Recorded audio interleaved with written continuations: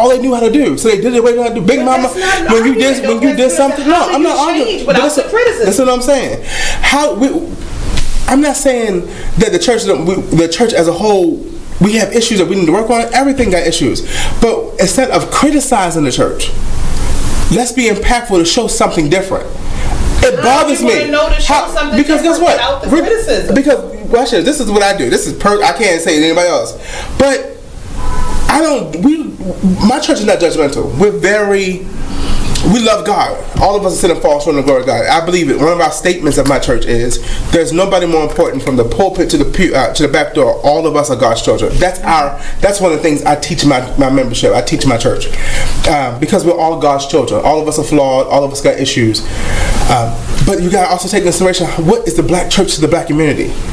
We only did what we knew. That was the only place we got information. That's the only place we got education. That was the only place that we were accepted to do and to be and be free and be leaders and to guide this. And they did a good job for what they had. So I think we spent too much time condemning what was our foundation instead of trying to be progressive and say, okay, well, listen. How do you be progressive? You show something better without criticizing what was there. No. Sunset Soul Radio, Thursdays from 7 to 9, only on BeExposedRadio.com. The Artist Exchange Radio Show every Friday, 7 p.m. to 9 p.m., every Saturday, 12 p.m. to 2 p.m. Real artist, real talk, real live on BeExposedRadio.com. I was meeting with a friend yesterday, and I've gotten to the point where don't ask me a question because the truth is going to come out.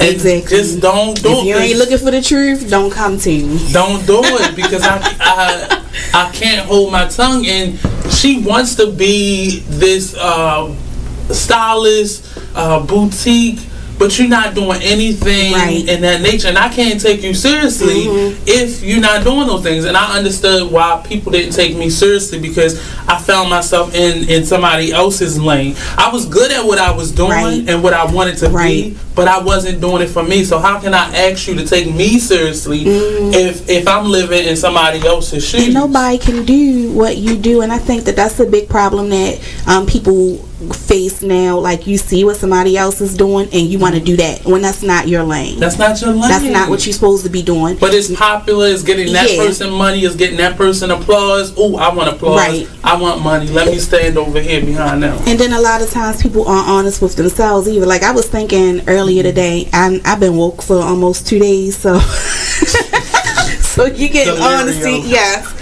and I was thinking, like, the Artist Exchange Radio Here's what you missed on Salacious Life Radio. When it comes to your children, especially if you're dating someone that you actually like, you do want it to work. So you're gonna hope and encourage the relationship between your child and that person because you like that person, so you're gonna hope for the best. I mean, sometimes it just doesn't work and you can't make it work. You can't force it. It's like a branch. You keep bending it, eventually it'll snap, and even if you put it back together, it'll never be what it once was. But you definitely pray on it. You hope for the best, because like nobody wants to spend the rest of their life alone just because a particular relationship didn't work out, but you had this beautiful creature as a result of it, but you don't want to necessarily spend it, and you're not all of a sudden a bad person. You're not all of a sudden not going to fulfill this other person's needs. You, madam, are a harlot and a scoundrel. Because I had one kid while I was still married. Like, but what if I take that back. What if the situation turns around the other way? So you ready for your child to meet? They meet the person, and this person is a giver. So this person's buying your child lots of gifts and wanting to. I would usually. Do you let?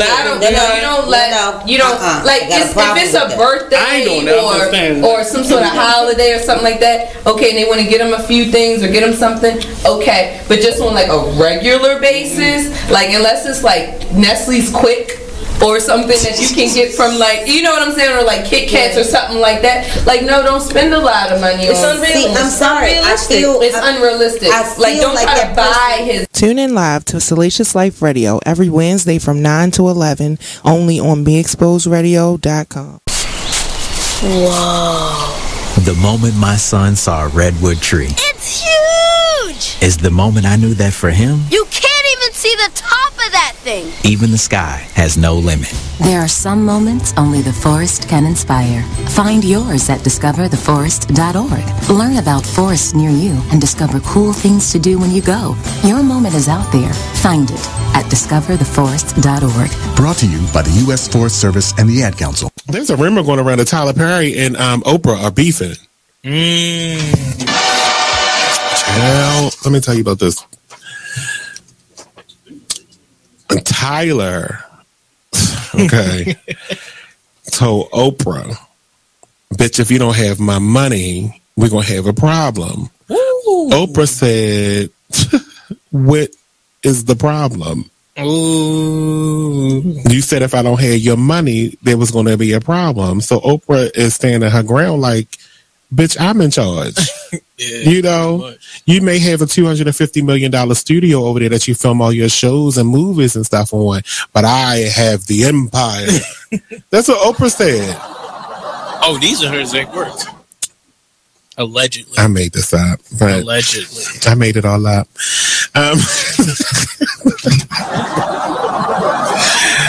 But there was a rumor that they were beefing. But Tyler confirms that they don't have any issues. So it says it was recently reported on the rumors that was swirling that the twosome were on the outs over constructive criticism of a Perry show. Well, I got some constructive criticism, and we can be on the outs, Tyler, and I don't give a damn because I'm going to make a promo out of this anyway and share it to your page. I need the scenes on Have and Have-Nots to be like 5% shorter, each one. I want you to watch an episode of The Young and the Restless, because this is supposed to be a soap opera.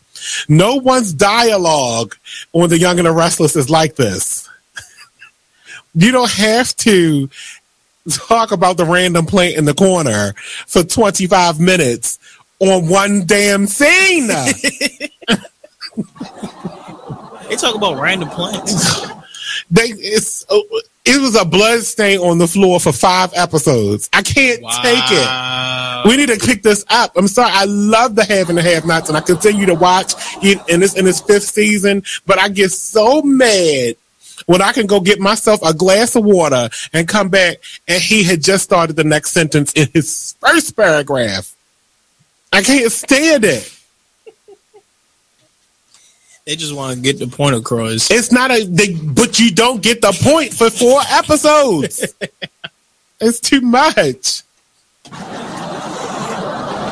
So, now according to ET Online reports, Tyler Perry has a pre-cut and dried response to a pretty cut and dry response to the rumors about him and Oprah. Here's what he says. It's completely false. What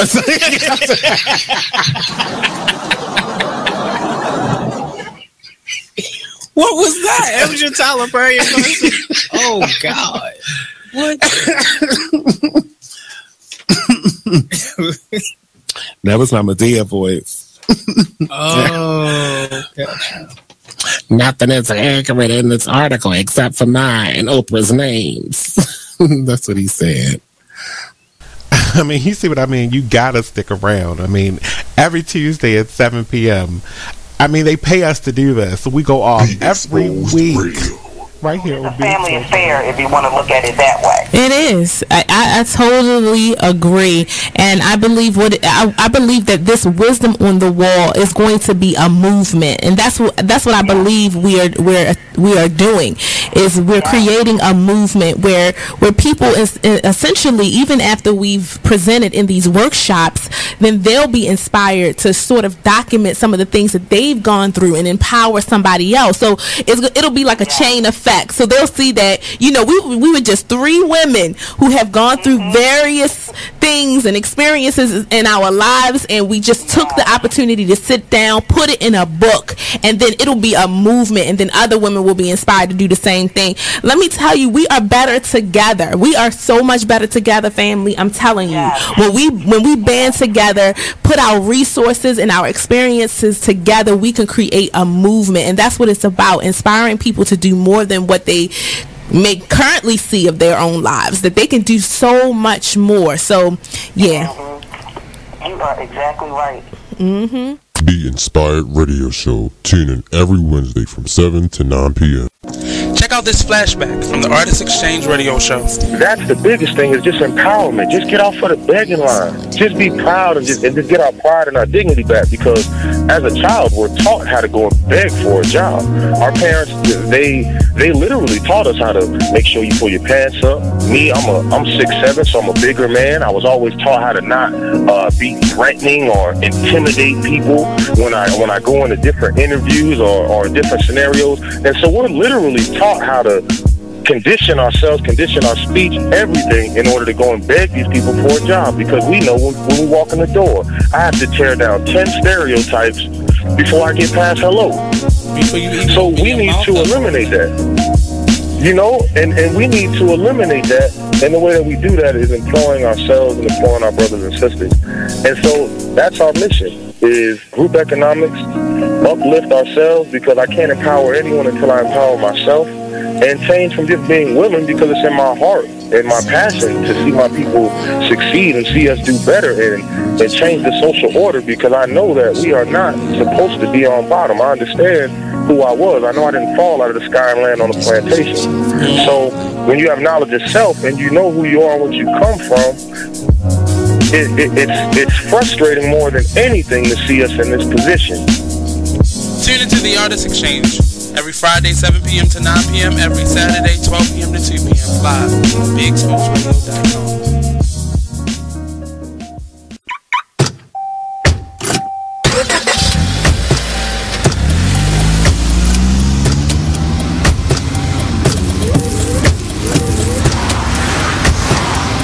Driving has a rhythm all its own. Don't wreck it with a text. Before you get behind the wheel, silence your phone. Or better yet, designate a texter. For more text-free driving tips, visit StopTextStopWrecks.org. Brought to you by the Ad Council and the National Highway Traffic Safety Administration. Green light. Hey girl, school zone. I'm getting hungry. Car changing lanes. You want to meet me for pizza? Stop sign. Intersection clear. Yeah, street. Pizza sounds good. Ballin Street? Girlin Street! It's hard to concentrate on two things at once, like texting and driving. Stop the text, stop the wrecks. How will you stop texting and driving? Tell us at StopTextStopWrecks.org. Brought to you by the National Highway Traffic Safety Administration and the Ad Council. Join the Just a Bit Outside crew every Monday, 8 to 10 p.m. on BeExposedRadio.com. You want to start off? I think I'll get it out of the way on a who's not. Okay, do it. The Orioles. Right. They got swept by the Royals. They lost 4 in a row, and the last 5 games have all been decided by 1 run. Mm-hmm. The game before, or the last game that they lost before the Royals was the Nationals, and it was Weeders, of course, won with a home run. Hit the home run. Right. They were going into that National series. It seemed like they were doing so well, and they just crapped out. They got that game postponed, so who knows when they're going to replay that or play that game. Mm-hmm. That's my first not for the night. Okay. Okay, I'm going to go ahead and weigh in on my who's not, and I'm going to talk about the San Diego Padres. The Padres. That's okay. You just took my answer. They're in last place in the NL West. They've lost 8 of their last 10. Their run differential is a negative 65, which is just horrible. So when you have well, let me just talk about run differential a little bit. It's kind of like the how much you're winning or losing your games by, pretty much. Yeah. Okay. It's like the margin of victory, kind of. Right. So when you're in a negative number, that means that you're. Then your average game, you're losing by a whole lot. Right. I mean, a number like negative 65, this early in the season is pretty rough. That's and horrible. Then the pitching numbers pretty much support this stat right here. I mean, the team ERA is 4.70, which is 26th in the league. They have 126 walks allowed. They acquired Jared Weaver in the offseason, and he really has not panned out. He's off to one of the worst starts in any of the pitchers in 2017. He's 0-4 with a 6.05 ERA. In May alone, he already has 12 earned runs in May. And, another one of their pitchers, Clayton Richard, he's 2-4 with a 4.34 ERA. And, in May, he has 6 earned runs and 12 innings pitched. So they're not pitching well. And on top of that, they're also not batting well. Right. But it kind of sucks because Manuel Margot is doing pretty good. His the past few at bats, his last. Join the club that gives you stuff. Hey, thanks. Radio Loyalty. Here's how it works. Just click on the Radio Loyalty banner right now and sign up. Then you keep on listening like you already do. But now you earn points. You are listening to BeExposedRadio.com.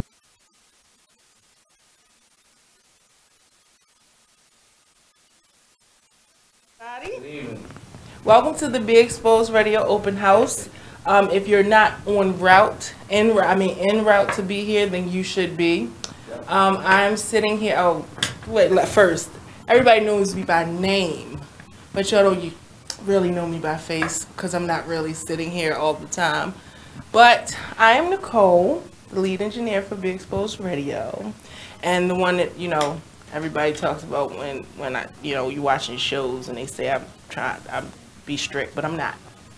Anyway, I am sitting here with Kareem for Prime America, and we are he's our first guest to get here to the open house, and we are going to let Kareem tell you guys a little bit about what he does and what he's going to contribute to this open house. Yes, definitely. So pretty much what I do is I teach financial literacy in different areas, where to be money. Of course, you can make a lot of money, but if you don't know what to do, then what's the point? I teach people how to save money.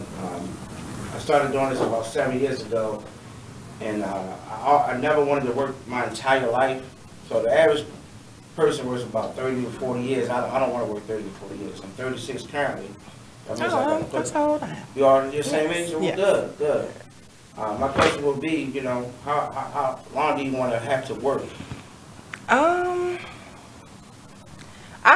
don't necessarily have a time frame, but I would like to, not have to work at a certain point, and then let it be an option. If I wanted to do something just for recreational or, just to fill some time, then I would like to have that option. Exactly. And that's all I'm getting you exposed to, like the radio station. I'm also doing like life insurance as well. GoFundMe is seeing like it's on an all-time rise. I don't think we talk about life insurance at all anymore, in fact. So one way I educated about life insurance, so I educate you on the different types that are out there so you can make an informed decision for yourself. Oftentimes a lot of people just sell us things, but they don't really explain how everything always works. So when I got into this field, I felt a little passionate because I had a sibling of mine who passed away, and we didn't know anything about life insurance, and we didn't have enough. Okay. And I had a few of my family members pass away too. We had to pass one in the hat. It's not fun doing those type of things. Yeah, not at all. And I see it a lot of times with families. I see families passing by in the hat. I see GoFundMes. I see just give me $10, give me $20, whatever they're trying to muster up. And I even seen somebody on ice for 45 days. Oh, yeah, I've heard about that too. Yeah. Speaking of which, I just actually had to personally, not very personally, not necessarily my family, but my fiance's. Yeah, we just that kind of scenario just happened with his mom. Yeah. So because we don't like to talk about it to the end. That's true. That's when we talk about it. That is true. And then at that point, it's already too late. A lot of the times, once you're already sick, you can't get the life insurance and stuff like that. So yeah, definitely. What I want to educate people on is get it while you're young because it's less expensive. The younger you are. and then keep it, and then put some savings to the side as well, so that way you won't need as much life insurance when you get older, because now you got your own money. Right. So you don't need purchasing life insurance until you save up your own cash, and that's what I want to show people how to do that. You know, oftentimes we've been okay. Well, really, I'm sorry. Before we continue, really quickly, let's just give the people some information for you, as though they can like reach you. You know, your social media. You can reach me at my name, Kareem Moore. I'm on Facebook. You'll see my name on there as well. You'll see my picture on there. My phone number is okay to get my phone number out too. Sure. My phone number is 443-557-8404. You can contact me at any time from, let's say, from 8 a.m. to about 10 p.m. You can text or call me. Please get your families protected, because it seems like it's almost like an epidemic of GoFundMe now, and it's kind of sad to see a lot of people not being able to take care of their families, especially like whether it be the spouse or just say single family home, something happened to them. Now what happens to the kid? Right. And I don't think a lot of us are exposed to the literature we need about the information about life insurance.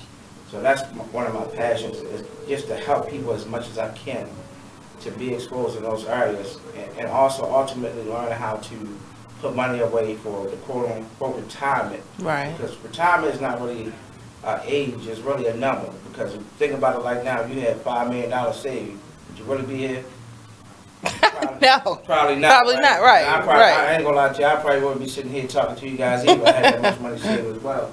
So it's just different things I like to areas I like to educate. If you need to learn how to budget your money, we got a solution for you. If you never even know about insurance or investment, we got a solution for you. It's just simple concepts we teach to the average ordinary people. Teachers, like the middle class, aren't touched by the big classes of the wealth. They got advisors and things of that nature they go to. We don't have that exposure. We don't. So what I do is I sit down with the average or ordinary people who don't get exposed, because the bank's not going to do it, because they open up at a certain time, and even if they are open, they're not going to give you all the information. Why would they give you the secrets to the game? Right. When you can pay them to do it for you. Know what I'm saying? Right. So it doesn't cost anything for me to sit down and talk. That's the beauty of it. A lot of financial people are like, well, how much does it cost? It don't cost nothing for me to come sit down with your family. I just want to get out there to educate people. I think, in my opinion, every family needs somebody like this they can go to. And we don't have that. When our parents were coming up, they were taught to get life insurance. They didn't know how to save as much, but they definitely were taught how to get life. Yeah. Yeah, because I remember, even with my grandmother, she's been passed for 5 years now, and once she passed, when going through her paperwork and stuff, we found where she had like life insurance policies on all of the grandchildren. Even though it wasn't for that much, because back then, probably didn't need to. I think mine was like $1,000. Yeah, but yeah, it was like she had life insurance policies for all of the grandchildren, and it was just like for herself, even after, once time evolved, even though, when we buried her, the insurance wasn't enough, we still had to supplement it, but she had it. Right. So it's and now the thing is that a lot of people, they tend to look at, oh well, if something happens, then I'll create a GoFundMe. Yeah. So that is becoming an epidemic. I would say that an epidemic, because I don't think it's necessary. I don't think it's a good thing. It's not. I really don't think it's a good thing for it to be that way. That should not be your only option. It shouldn't. Exactly. So just tell us a little bit more about Prime America. Just kind of get into, because I know I've heard the name several times, but kind of get into it more to let us, let the people know, let us all know what. Well, like I said, we teach financial literacy across the board. So even like 401k plans aren't explained. Like you might get one, but I don't know how it works. I don't even know what the funds are that I pick.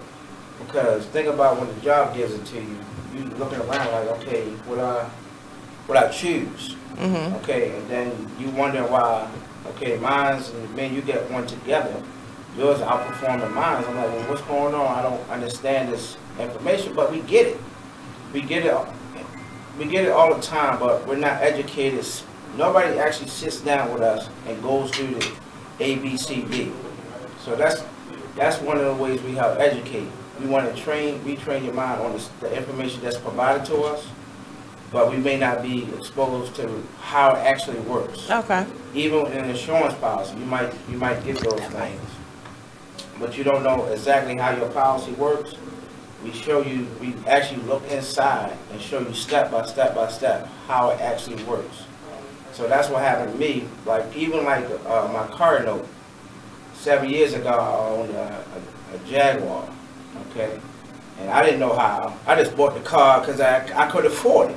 But I didn't look on the inside of the paperwork and see that I was being charged 22%. Wow. Exactly. So, I mean, I just go by, oh, okay, I can afford this. It's no brainer. Let's sign a paperwork. Yeah, you just look at that, $400 a month or whatever, however much the note is. You don't look at the, like, interest and all of those back fees that they put on there. Exactly. So when I got exposed to the information, I realized I got due. So now I'm upset because I'm paying them all the money instead of the money coming back to me. Makes sense? Because oftentimes we just make a decision based off if I can afford it or not. And I didn't really look into the details of how does my car insurance work? My car really work. Right. Even like your homeowners insurance, you know, even with the your mortgage. Now, how does this stuff really work? We help you in all those areas, so you can get educated on what you have. Everything you use these things every single day. Credit cards, we teach you about that too. How does my credit card work? All right, every time I swipe, all right, I might pay $10 for the burger, but I'm paying $15 for it actually because of the interest rate. Right. So that's the stuff we help teach. Oh, okay. That's what we teach actually. So how would one, you know, solicit your services? Like, well, you can get in contact with me. Okay. Get in contact with me. Again, my number is 443-557-8404. You can contact me at any time, between hours 8 a.m. to 10 p.m. Via call or text message. You can set up a time to sit down and talk to me. Especially with a lot of artists and things like that. Like even like wills. Like Aretha Franklin died, she had no will. Prince died, had no will. Wow. Like we teach wills. Like they got all that money now. The family's fussing over. They never had a will. Like even with a will, we teach you how to get a will. So it's all kinds of things that we just not exposed to until something happens. They were like, "Dad, I didn't even know I need that." So we want to be proactive. Let's say we want to be proactive in giving you these things, exposing you to more literacy, more than anything, versus trying to always being sold something. We want you to know what you got. Right. Okay. That's how the company works. Okay. Okay. I'm trying to think of a question. Any questions? Again, give out your social media and your information again. Media, Kareem Moore.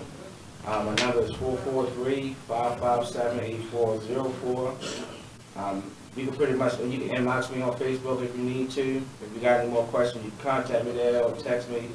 I'm here to give you all the information you need to be successful in your life, because there's nothing more like you working every single day and then realize in the end, you're like, man, I could have saved a lot of money. And I like to get to a lot of like ourselves before you get in an age where you can't make up time anymore, because time is very important. Oh, okay. You know what I mean? Alrighty, well, if you guys are not on your way to the Be Exposed open house, then I think you should be, because you would get the opportunity to speak with Mr. Kareem here and get some questions answered, even set up a time for you to meet with him on a personal level outside of here and get some financial literacy, because I'm getting ready to get his information, because I definitely need that, you know. So like I said, you should be still watching, but on your way to the Be Exposed Radio open house. And we will be back after this message. I'm LeVar Burton, and I'm proud to be a book person. How do I choose a book? Sometimes it's the cover, sometimes it's the title. I guess I'm pretty visual. If a book's really impressing me and the writing is really good, I will peek and see what the last paragraph is. Because the endings of books should rock you. I am a book person, and if you're a book person too, read to a child and spark a lifetime of ambition. Join me at bookpeopleunite.org. I can't hear nothing. I'm like, hold on. A public service announcement brought to you by Reading is Fundamental, Library of Congress, and the Ad Council. He did. Green light. Hey girl. So I can even hear like the I'm getting hungry. pause. Car changing lanes. You want to meet me for pizza? Stop sign. Intersection clear.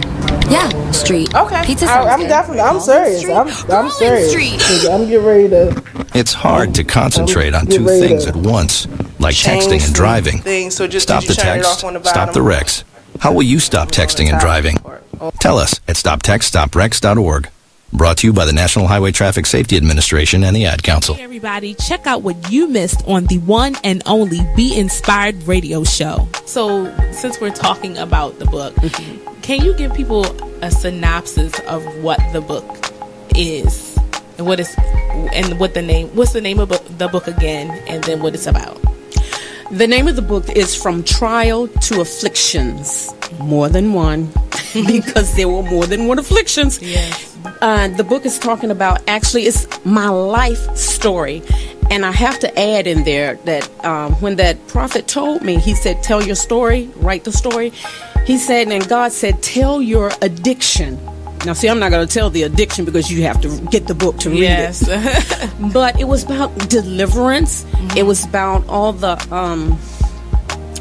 trials and tribulations we go through. People that come into our life, even people that come to try and break you down or draw you down so that you can't stand for God or worship Him through your situation, because that's the adversary using them. We have to know that. But through it all, I was still praying and fasting. I needed help from God. I really did. I needed help from God to see me through. And for anyone that's going through, I say that this book is about different afflictions. Yes. Going through them, how you get through them. And I had a sister pushing me too, praying for me. I thank God for that again. Yes. But it also talks about deliverance. There is deliverance in the process. Yes. And you have to be willing to see yourself first, to know that you need deliverance. Tune in to Be Inspired every Wednesday, live at 7 p.m. right here on Be Exposed Radio. Yes, Mom. I wanted to talk to you about something, and oh wait, hold on. I just got a text. Oh, there's another one. Wow, busy me. So anyway. Oh, wait, Mom. I just got a message. My friends keep commenting on my comment. Oh, there's another one. So many comments on my comment. Oh, I can't wait to watch TV tonight. Playoffs! Hey guys, check out my new video game. Pew, pew. Wait, Mom, what? Huh? What? Hold What'd on. you say? Wait a second, what? This weekend, unplug. Take your family to the forest. There's nothing in the world like experiencing nature firsthand. Trees, paths, bluebirds, streams. Getting closer to nature can get you closer to your family. To find the forest nearest you, go to discovertheforest.org. Brought to you by the U.S. Forest Service and the Ad Council. Hi, I'm LeVar Burton, and I'm proud to be a book person. How do I choose a book? Sometimes it's the cover, sometimes it's the title. I guess I'm pretty visual. If a book's really impressing me and the writing is really good, I will peek and see what the last paragraph is. Because the endings of books should rock you. I am a book person, and if you're a book person too, read to a child and spark a lifetime of ambition. Join me at bookpeopleunite.org, because reading is fundamental. A public service announcement brought to you by Reading is Fundamental, Library of Congress, and the Ad Council. You use Tearless Baby Shampoo because it's gentle on your baby's eyes. You make sure his toys don't have any sharp edges. You always test the bath water to make sure it's not too hot. You taught her what to do when the smoke alarm goes off. You make sure she wears a helmet when she rides her bicycle. You put on his sunscreen, even when he's embarrassed his friends will see. You do so much to keep your child safe. But are you using the right car seat for your child? Is your child facing the right way in the car seat? Is the seat too big or too small? How do you know when it's time to move your child into the next type of seat? Car crashes are a leading killer of children ages 1 to 13. Protect your child's future at every stage of life. For information on the right seat for your child, visit safercar.gov/the-right-seat. That's safercar.gov/the-right-seat. A message from the National Highway Traffic Safety Administration and the Ad Council. Why is Connor having trouble focusing in school? Having trouble finding Connor's middle school? Would you like directions? No, why is Connor having trouble focusing in school? Finding lowest airfare to Istanbul. No, I'm tired of fighting with him over homework. Home, walk, restaurant. Need a review? No, I need help. He's very smart, but his mind wanders. He's disorganized. I think I understand. Oh, good. Finding best potatoes for French fries. No! Russet, fingerling, Yukon Gold. Why don't you understand me? Sorry, I was trying to show how Connor feels every day. Frustrating, isn't it? Redirecting to understood.org. For the 1 in 5 kids with learning and attention issues, this is what life can feel like. Explore understood.org, a free online resource about learning and attention issues, designed to help your child thrive in school and in life. Understood.org, because understanding is everything. Brought to you by understood.org and the Ad Council. My name is Ruth Rusi. I'm a retired teacher. I'm 91 years old, and this is how I live United. I say retired, but not really.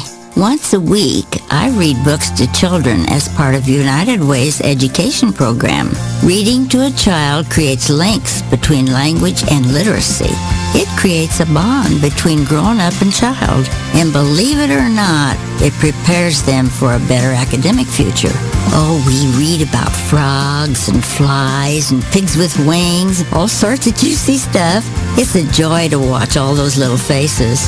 I figure I have the time and they have the need. And I've always believed that if we're not here to help each other, then what are we here for really? My name is Ruth Rusi. I help kids prepare to succeed in school. So I don't just wear the shirt, I live it.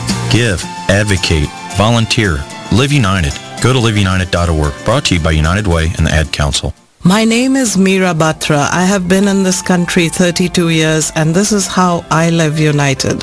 America has always been the land of promise, and in my community, many families have come for a better life. Coming from another culture myself, I know the desire to become part of a community, to feel at home, and to gain the tools for our children and families to succeed. So I advocate for these families with United Way. United Way empowers them to look beyond their histories and to see what opportunities are available. We help them get involved with their kids' schools, network within the community, and when we do, we unite them. We make the community stronger. What I do is something I wish someone had done for me, and I am so grateful I am able to. My name is Meera Batra. I help families see opportunities and succeed. I don't just wear the shirt, I live it. Give, advocate, volunteer, live united. Go to liveunited.org. Brought to you by United Way and the Ad Council. Keyboard Cat, Hamilton the Pug, and Toast Meets World. These are some of the internet's most beloved pets. With millions of YouTube views, shares, Instagram likes, followers, and fans across the globe. But what do all these amazing pets have in common? Their stories started in a shelter. Start your story. Adopt a dog or cat today. Visit theshelterpetproject.org to find a shelter or adoptable pets near you. Training that pet to play the keyboard? Well, that's entirely up to you. Visit theshelterpetproject.org and hear more about Hamilton the Pug, Toast, and Keyboard Cat's amazing adoption stories. Start a story. Adopt a shelter or rescue pet today. Your perfect pet is just a click away at theshelterpetproject.org. A public service announcement brought to you by Maddie's Fund. Well, Jason, I've got to tell you, you're pretty much everything this company is looking for in an entry-level candidate. Great. Your resume isn't quite what we're used to, but you've got a fantastic work ethic. Thank you. And I'm impressed by how you carry yourself. So, should we talk about the job? What? The job? Oh, sorry. Yeah, I have no way of recruiting or even meeting you. This interview didn't happen. It may sound ridiculous, and that's because it kind of is. There's a huge pool of talent your company is missing out on. Meet the grads of life. Who are they? Talent worth knowing about. Young adults of unique determination and experience. An ideal fit for your company in an entry-level position, internship, or even mentorship. They might not have every qualification you typically look for, but they're exactly who your company needs. Man, we really could have used him. Don't miss out on a resource many innovative companies have already discovered. Go to gradsoflife.org to learn how to find, cultivate, and train this great pool of untapped talent. Brought to you by the Ad Council and gradsoflife.org. My name is Ruth Rusey. I'm a retired teacher. I'm 91 years old, and this is how I live united. I say retired, but not really. Once a week, I read books to children as part of United Way's education program. Reading to a child creates links between language and literacy. It creates a bond between grown-up and child. And believe it or not, it prepares them for a better academic future. Oh, we read about frogs and flies and pigs with wings, all sorts of juicy stuff. It's a joy to watch all those little faces. I figure I have the time and they have the need. And I've always believed that if we're not here to help each other, then what are we here for really? My name is Ruth Rusey. I help kids prepare to succeed in school. So I don't just wear the shirt, I live it. Give, advocate, volunteer, live united. Black by Demand radio show. 2 years ago. If you broke that bike and it don't work, that's on you, brother. I suggest you get that toolkit out back and then start working with it, right? Yeah. So my son's looking at me like, wow. And I broke down to him how we had got fixing flat tires down to a science. You understand what I mean? Sticking the tube in the water. Right? Talk to me, brother. You understand what I'm saying?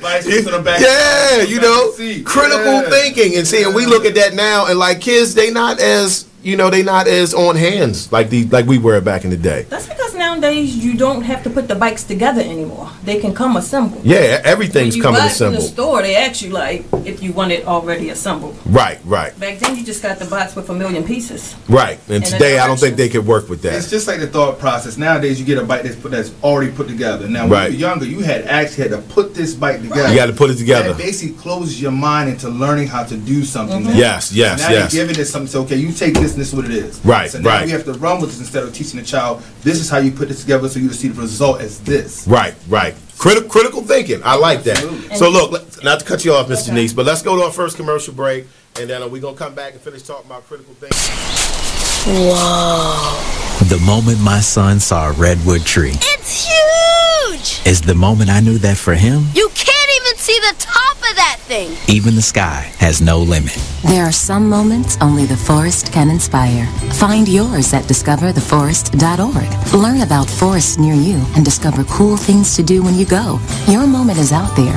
Find it at discovertheforest.org. Brought to you by the U.S. Forest Service and the Ad Council. You now listen to BeExposedRadio.com. Check out this fire flashback. Within our community, we got to look at ourselves and love and support each other. However, when we bring color into the perspective, we are no longer looking at each other as equals.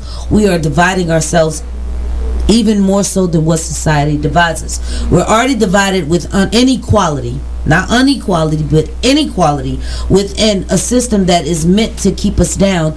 Here we are yet again doing things that are detrimental to our survival and sustaining of fruitful living. We're causing more mental health issues upon ourselves in our own society and our own communities by talking about the difference in complexion, even when it gets down to the point where we discriminate upon each other.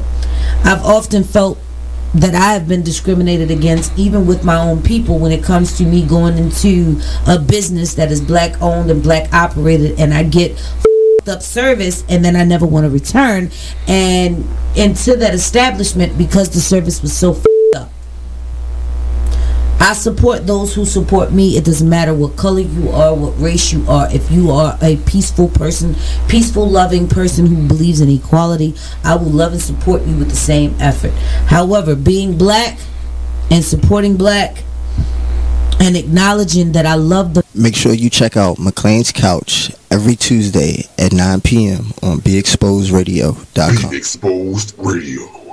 So it's a family affair if you want to look at it that way. It is. I totally agree, and I believe I believe that this wisdom on the wall is going to be a movement, and that's what I believe we are doing. Is we're creating a movement where people essentially, even after we've presented in these workshops, then they'll be inspired to sort of document some of the things that they've gone through and empower somebody else. So it'll be like a chain effect. So they'll see that, you know, we were just 3 women who have gone through various things and experiences in our lives, and we just took the opportunity to sit down, put it in a book, and then it'll be a movement, and then other women will be inspired to do the same thing. Let me tell you, we are better together. We are so much better together, family. I'm telling you, when we band together, put our resources and our experiences together, we can create a movement, and that's what it's about, inspiring people to do more than what they may currently see of their own lives, that they can do so much more. So yeah, you are exactly right. Be Inspired Radio Show. Tune in every Wednesday from 7 to 9 p.m.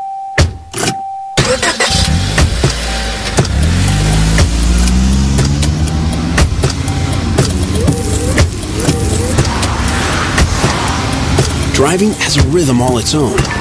Don't wreck it with a text. Before you get behind the wheel, silence your phone. Or better yet, designate a texter. For more text-free driving tips, visit StopTextStopWrecks.org. Brought to you by the Ad Council and the National Highway Traffic Safety Administration. Green light. Hey girl, school zone. I'm getting hungry. Car changing lanes. You want to meet me for pizza? Stop sign. Intersection clear. Yeah, street. Pizza sounds good. Ballin Street? Girlin Street! It's hard to concentrate on 2 things at once, like texting and driving. Stop the text, stop the wrecks. How will you stop texting and driving? Tell us at StopTextStopWrecks.org. Brought to you by the National Highway Traffic Safety Administration and the Ad Council. Join the Just a Bit Outside crew every Monday, 8 to 10 p.m. on BeExposedRadio.com. You want to start off? I think I'll get it out of the way on a who's not. Okay, do it. The Orioles. Right.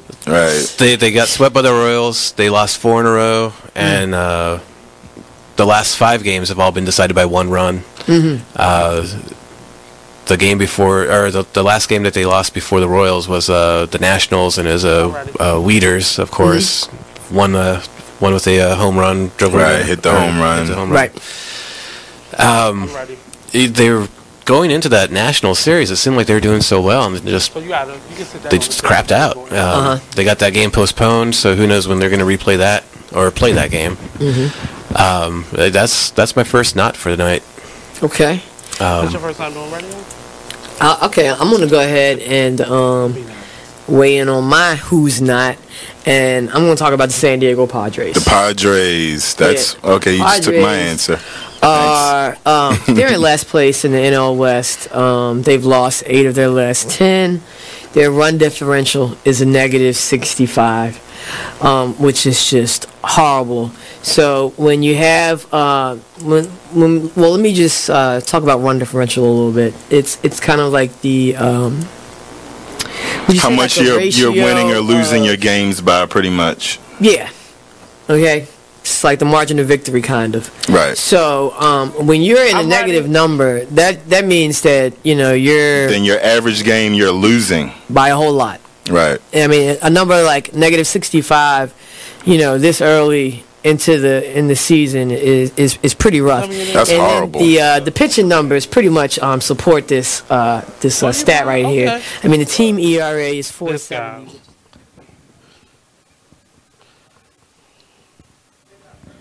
Are we on? We on, Nicole? Hey, what's up, and welcome to the Artist Exchange Radio Show here live only on BeExposedRadio.com. I am your host. Did I say welcome to the Artist Exchange Radio Show? This is actually our open house. So if you've never been to one of our open houses, it can get a little too much. But just come on down 200 East Lexington Street, Suite 711. We basically do a round robin. So as you come in, we interview you for a segment. You get to network with other artists, other entrepreneurs that's doing their thing. Come down here, make some connections, pass out some cards, support the Be Exposed radio station. We want to show you where we are and what we do. So without further ado, first of all, I've been watching this guy. He shares out everything. He is a supporter, so it's awesome to be sitting here in front of this guy, Mr. Brian Saunders. If you see him on Facebook. Facebook makes you use your real government now. Yeah. So you got to be comfortable with people knowing who you are. Yeah. But he's this guy in the world of promotion and marketing, if you will. Is promotion your work, or are you just a supportive individual? Well, to be honest, my day work, I'm a janitor. Okay. But you're a benefactor. Well, as far as but you gotta call it a benefactor. Here on the Artist Exchange, we call it, because we can't give that job too much. Oh, okay. Well, as far as my promotion goes, I am a promoter, but I don't benefit from what I do. It's actually, I mean, well, unless you count the satisfaction of helping others. That's benefit. That's a step. That's baby steps. See, we got to think forward, positive, entrepreneurial. So part of what we do, part of Mimi, no, put that back. Thank you. You should have been on time. Put it back. Right. Put the table back. Thank you. That's your table, but put it back where it was. I appreciate you. There we go. So part of what we do is we have to think about all the things, the engagement that we have. So even if you say, I want to be a rap artist, your promotional skills help you to network. So you're finding and connecting with other individuals, other artists, other entrepreneurs that may not do exactly what you do, but can contribute to being a ticket sale or a sponsor or, you know, somebody to help share out your work. So I think that's very beneficial, very... is it okay if I speak about why I started promoting? Go ahead. Well, I like to start by saying I used to be an artist. And what was your art form? I rap and I sang. So you sing? Can you sing? Yeah, I can. Don't say you can sing, because we'll end this interview with a song. I can. Okay. I can sing. All right. But back when I was rapping and singing, I didn't have any resources. I didn't really have a way to get heard like that. I did some open mics and won some battles and stuff, but I didn't really have any resources. And, to keep it like connected and going. My friends and family, they didn't really support me like that. So one day, I mean, I stopped. So I stopped like 7 years ago. Wow. And then one day I decided to become a resource. I didn't know how I was going to do it. But I created a Facebook page called Baltimore's Heartbeat, and I started reaching out to artists all over the city, actually making them the admins on my page, giving them the same power as me so they can promote themselves. That's dangerous, sir. It is, and someone actually stole my page, but in IT at my job helped me get my page back. Okay. It is dangerous, believe me, I know. So they took you off as the admin. They kicked me and everybody out. Because you had generated enough followers at that point. Yeah. Don't do that no more, sir. I don't believe me, I won't. So yeah, it's not on. I just started It's on now. Okay. So yeah, I just, you know, I started sharing people's stuff like on my regular page and on my fan page.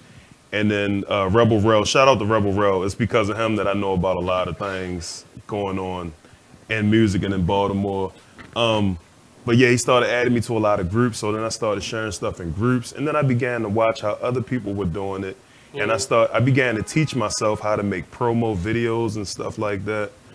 I do free promo videos. I run a show called Playing Unsigned Artist Links where I've never been a guest on this sad show. Oh, yeah. I got to invite you sometime. I got to invite you sometime. I run this show called Playing Unsigned Artist Links. It's actually a live feed that I do from my home. Okay. And I allow the artists to inbox me their links. And I play their links on a live feed, basically. And then I share it in a bunch of groups. I share it on my regular page. I share it in my other fan pages. And Like, because of this, I've been able to support and promote for artists all over the world, even in Serbia. So are you now trying to figure out how you benefit from it? I kind of want to turn it into a business, but honestly, I love what I do. I have a few ideas for starting a business for what I do. I even have an idea where I'm going to make money supporting other artists and promoting for them, and I'll still be able to promote free. That's what's up. I'll still be able to give my services free, and I'll get paid. So are you now trying to figure out how to incorporate your talents? Yes. I recently stepped back out as an artist. I haven't done any singing yet, but I have done a couple of rap tracks. You about to do something because we got 4 more minutes. The last minute, okay, you better bring a doo-wop. I've done a couple of. I recently put out a couple of rap tracks, and I'm very proud to say this: that since I stepped back out as an artist, I don't rap the way I used to. Back then, I lived a completely different lifestyle. Gangster, if you will. I'm trying. Brian. I'm trying to transition into consciousness now and more woke, so to speak. Oh my goodness! I'm tired of hearing that word. Stay woke. I'm tired of hearing it. And I say that because it's a certain attitude that goes with individuals that use those words and terminologies to kind of go in front of them. Like, it's a certain attitude, and I don't like how the attitude is then used as a weapon instead of a tool against their own people. That's the only issue that I have with it. I feel what you're saying. Because consciousness is supposed to be, okay, look what I found out. Let me help you. Yeah, help and teach. You stupid. Right. Why you not eating plant-based food? Hey, I know what you mean. Like, I know what you mean. Because you just started, sir. How am I supposed to know about it and you just started? Yeah. So it's just, and I equate that to the church and how it took some members. You know how you ever been to a church and this lady like 80 years old, she been there for the last 70 years and she know all the hymn book without even opening it up, and she want to know why you don't know the hymns. Man, it took you 70 years to learn these hymns that way. So why you then? So the same thing that they bash the churches for, now these woke, conscious individuals are using it. I read, you know, I share everything that I know the same way you do, but I don't ever use it as a weapon. It's always a tool to help individuals. Yeah, I like know myself. what you mean. I know what you mean. I find myself helping people way more than what I'm getting in return, but I just know, like you said, what it feels like not to get that kind of wraparound service. And it can be hard out there to be an artist and you showing up to gigs and there's a bunch of new faces out there, and none of them faces look familiar, and nobody's kind of traveling with you, and you know. But your work is definitely necessary. You may not see the rewards now, but you've probably touched somebody who then probably said, you know what, somebody helped me, let me help somebody else, and things that we didn't necessarily get in our generation. So that's where the gap is. So we have a couple minutes. Can we let people know where to find you at on social media? Oh, yeah. Well, my regular profile on social media is Brian, B-R-Y-A-N. That's the camera right there. Brian D. Saunders, Jr. That's my regular profile. Where I support Baltimore artists. Baltimore's Heartbeat, BHB Entertainment. Instagram? For me, on IG, I'm under BHB Entertainment.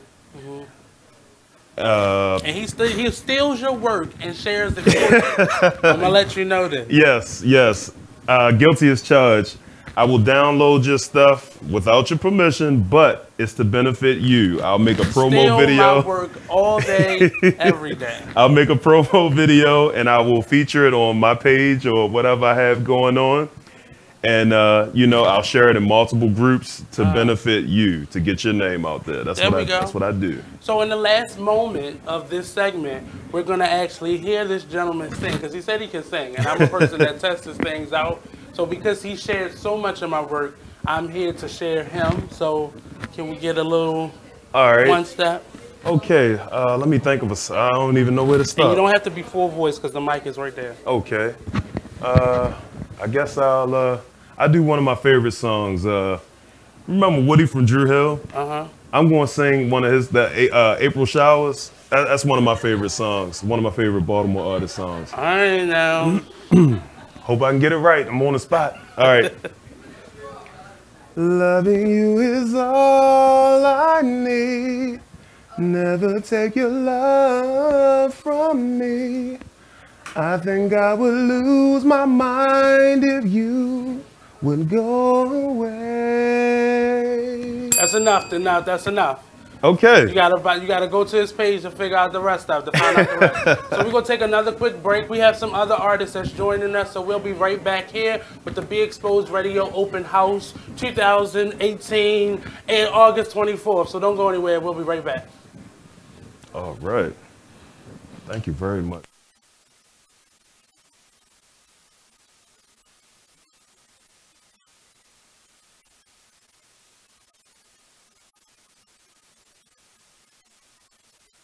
You are listening to BeExposedRadio.com.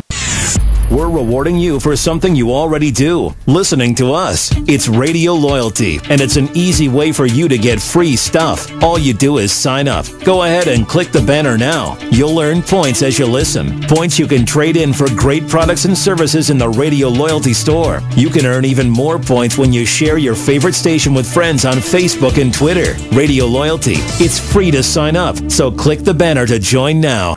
Keyboard Cat, Hamilton the Pug, and Toast Meets World. These are some of the internet's most beloved pets. With millions of YouTube views, shares, Instagram likes, followers, and fans across the globe. But what do all these amazing pets have in common? Their stories started in a shelter. Start your story. Adopt a dog or cat today. Visit theshelterpetproject.org to find a shelter or adoptable pets near you. Training that pet to play the keyboard? Well, that's entirely up to you. Visit theshelterpetproject.org and hear more about Hamilton the Pug, Toast, and Keyboard Cat's amazing adoption stories. Start a story. Adopt a shelter or rescue pet today. Your perfect pet is just a click away at theshelterpetproject.org. You know, just us as a people, I feel like you should not feel good about that. I'm not quite sure why you would feel happy. Like that's the part I don't understand. Like I can appreciate the women feeling like, you know, they told their story and finally justice is going to be served, but I don't understand the feeling happy about it. Or the thought that as a woman, which I've been hearing that a lot as I hear people talk about it, and I look at it on Facebook, and I've heard other radio stations speak on it. It's like you should as a woman feel vindicated, or you should be happy and proud, or you being a survivor of molestation, I know you should understand and be happy about it, you know, pro Me Too. I don't agree with that. I don't agree with, first of all, that I should feel any kind of way, and I don't find that doesn't make me happy to see a man go to prison, especially at his age, and basically for the rest of his life, and dealing with the fact that, you know, his own personal things, his daughter just died. Like, I can't be happy about that. Even if I feel justice is served, I can't be happy about it. I would just say nothing. I would just feel like, okay, we won, justice is served, and that it will be the end of in my opinion, my emotion. But the thing that bothered me is today he had, after the verdict, he had an outburst, and the prosecutors. Sunset Soul Radio, Thursdays from 7 to 9, only on BeExposedRadio.com. Only in the forest can you see this. But nothing beats the moment you see that. Cool! That's your child's eyes opening up to a world of possibilities. There are some moments only the forest can inspire. Find yours at discovertheforest.org. Learn about forests near you and discover cool things to do when you go. And you might just see this.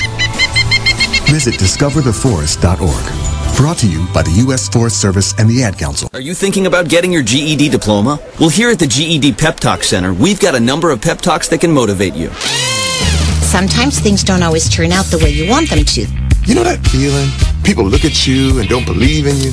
You want some gentle encouragement. Then you're on your way to your GED diploma and a better life. But I know they're probably just a little bit nervous. You can find it in yourself to take that first step. You can improve your future. You can do this. I know you can. You need to start pushing yourself. Now get your game face on and take the first step towards a better life. Hurry up. Don't make me repeat myself. Whatever level of motivation you need to get your GED diploma, we've got a pep talk that's right for you. Call 1-877-38-YOUR-GED or visit yourged.org for your pep talk and find free GED classes in your area. GED is a registered trademark of the American Council on Education. Brought to you by Dollar General Literacy Foundation and the Ad Council. Here's what you missed on Salacious Life Radio. You know, when it comes to your children, especially if you're dating someone that you actually like, you do want it to work. So you're gonna hope and encourage the relationship between your child and that person because you like that person, you know, so you're gonna hope for the best. I mean, sometimes it just doesn't work and you can't make it work. You can't force it. It's like a branch. You keep bending it, eventually it'll snap, and even if you put it back together, it'll never be what it once was. But you definitely pray on it. You hope for the best, you know, because like nobody wants to spend the rest of their life alone just because that a particular relationship didn't work out, but you had this beautiful creature as a result of it, you know. But you don't want to necessarily spend and you're not all of a sudden a bad person. You're not all of a sudden not going to fulfill this other person's needs. You, madam, are a harlot and a scoundrel. Because I had one kid while I was still married. Like, but what if I take that back. What if the situation turns around the other way? So you ready for your child to meet? They meet the person, and this person is a giver. So this person's buying your child lots of gifts and wanting to. I would usually. Do you let?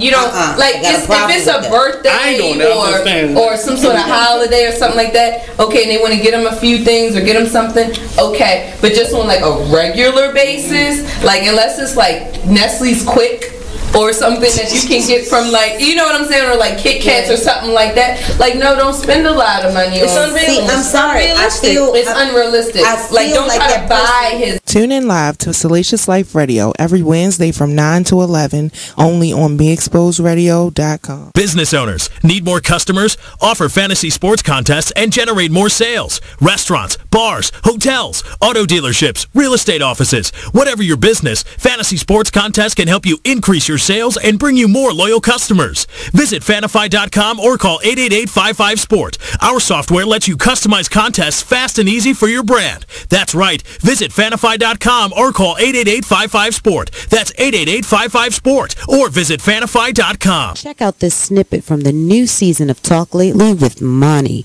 about Jennifer Holliday. Anyway, let's get back to yeah, well, what I wanted to say is that I can understand 100% where Jennifer Holliday is coming from, and that's sort of kind of where my 20% came from.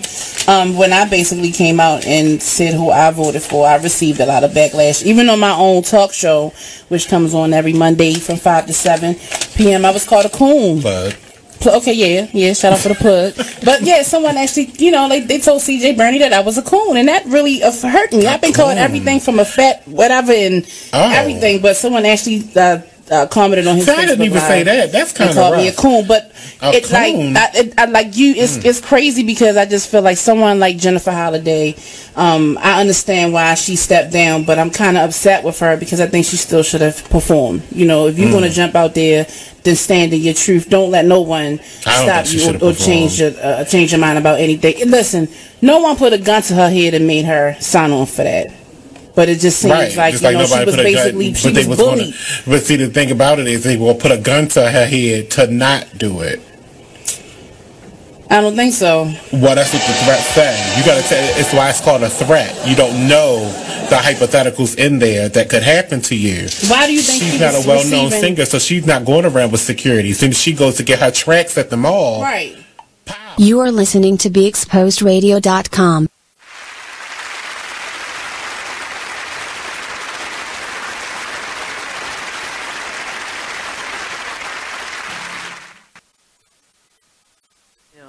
week. We got stuff like Hometown Heroes. We make it real fun, and people come through, and not many people call, but a lot of people get on the thread and type the comment. Yeah, we take call-ins. We, like I said, we go live through Facebook, so a lot of people comment. And we go back and forth. Now that it's football season, it get real, crazy, right? Right. We do all that. You know what I'm saying? I'm a fan. Like I really go. Like I'm really into it. Like I got markings. I'm squared away. Like, right. I just went to training camp before they wrapped up. Oh yeah. You know what I'm saying? Yeah, I'm one of those. That's what's up. Yeah, I'm That's one of what's those, up. Like deep in it. And yeah, so I love that type of shit. That's my shit. Yeah, that's his lane. But it's cool though. Yeah. That's what's up. Yeah, we've had some pretty decent guests too. Like I've had people from the Ravens organization come through, Orioles organization, college coaches, high school coaches. So now you want to stick with it then, like? Yeah. I mean, like we just recently started getting like, I don't know how many views we have now, but like. We've been hitting like 2,000. And yeah, like it's been crazy, right? So, huh? We're on that. Oh, we on it? Oh shit! Okay. What's up? All right, everybody phone on silent and everything. Right, true. Word. All right, what's up? BXR family, fans, everybody, Baltimore world. Yo, y'all normally see me on Mondays for just a bit outside from 7 to 9. Your local sports comedy hour. We like to go in on everything. But tonight, I'm out here for the open house with BXR, Be Exposed Radio. And I got these two gentlemen with me. And I'm going to let them do their own introductions. So My name's Chopper, man. Rapture. And we from Poverty ENT. I already know. All right, and you're kind of like the man behind the scenes with Be Exposed. Right, a little bit, yeah. I've been here for just like my third time here. Okay. Second time this year, but like I did Be Exposed like 2 years ago. It was like 2016 maybe. Okay. And you guys had the other old building. Okay, all right, that's what's up. So you see, they're not any strangers to the family, and people return because we have a good time. Right. So I don't know. We just gonna chop it up a little something. So I know what I can talk about. And I'm still kind of high off of right now. Like last night, I went down to Soundstage to see AZ and MOP. I didn't even know he was Yeah. That show was legit, man. AZ is one of those. AZ. Yo, he did the phone tap. He did like all of the old school. Yeah. Phone tap was my favorite. So. Yeah, he a cornerstone, like underground. Yes. I think he personally made that choice not to go higher, like go on that mainstream. Yeah. Because his lyrics is like lyrically gifted for that underground type. Like he ain't not gonna dumb it down for you neither. No. He's a great storyteller too, man. I love it. What is Aztec? What is Asthmatic? Asthmatic. Yeah, Asthmatic. 9 Lives. Yes, that was 9 Lives was a good one too. Good one too. Shout out to the legend. Damn, I wish I could have seen that. Yeah. I went to the Atlanta State Fair. Oh, okay, for real? I took family. Yeah, they had that special yesterday, didn't they? Where you got to ride all the rides or something like that. $20. Right. Ride all the rides. Damn, that corny. 2 minutes. Damn, that's it. Okay. I didn't even know we was. That's because we had wasted time. I think we was on there already, and we didn't even know. Cool. It's all good. But all right, well, real fast, since I be doing the sports show. What y'all think about them Ravens, that last preseason game? Man, look, I think... What the hell is going on with Lamar Jackson? What supposed to been going on?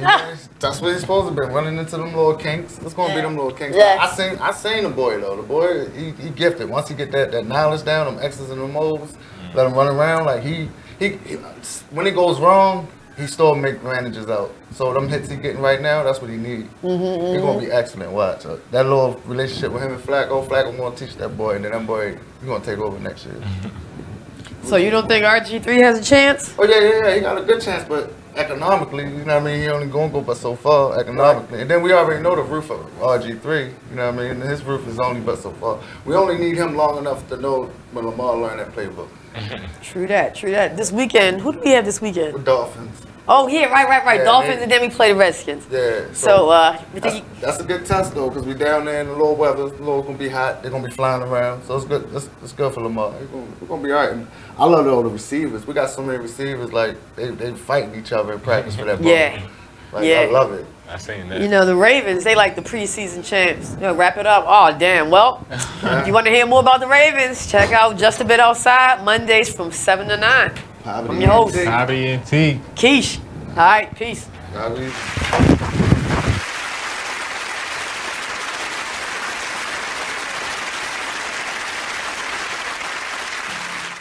Hi, I'm LeVar Burton, and I'm proud to be a book person. How do I choose a book? Sometimes it's the cover, sometimes it's the title. I guess I'm pretty visual. If a book's really impressing me and the writing is really good, I will peek and see what the last paragraph is, because the endings of books should rock you. I am a book person, and if you're a book person too, read to a child and spark a lifetime of ambition. Join me at bookpeopleunite.org, because reading is fundamental. A public service announcement brought to you by Reading is Fundamental, Library of Congress, and the Ad Council. Green light. Hey girl, school zone. I'm getting hungry. Car changing lanes. You want to meet me for pizza? Stop sign. Intersection clear.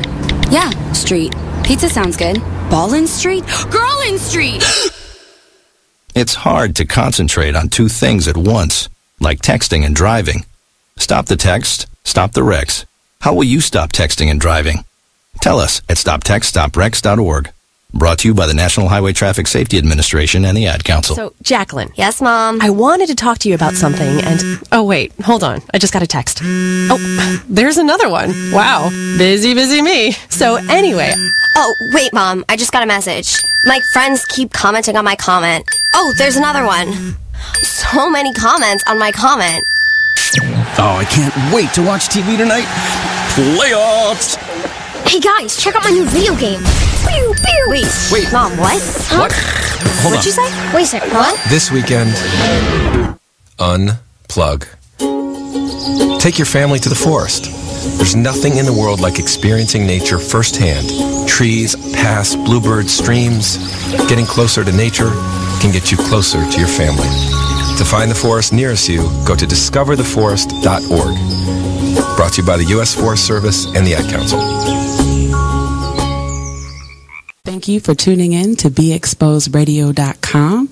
Sit back, relax, and listen to this flashback of the Artist Exchange Radio Show. What does hustle hard mean to you? What does that signify in your life? That's a lifestyle for me. You know what I mean? Like, true story. I was born into a family and a community of hustlers.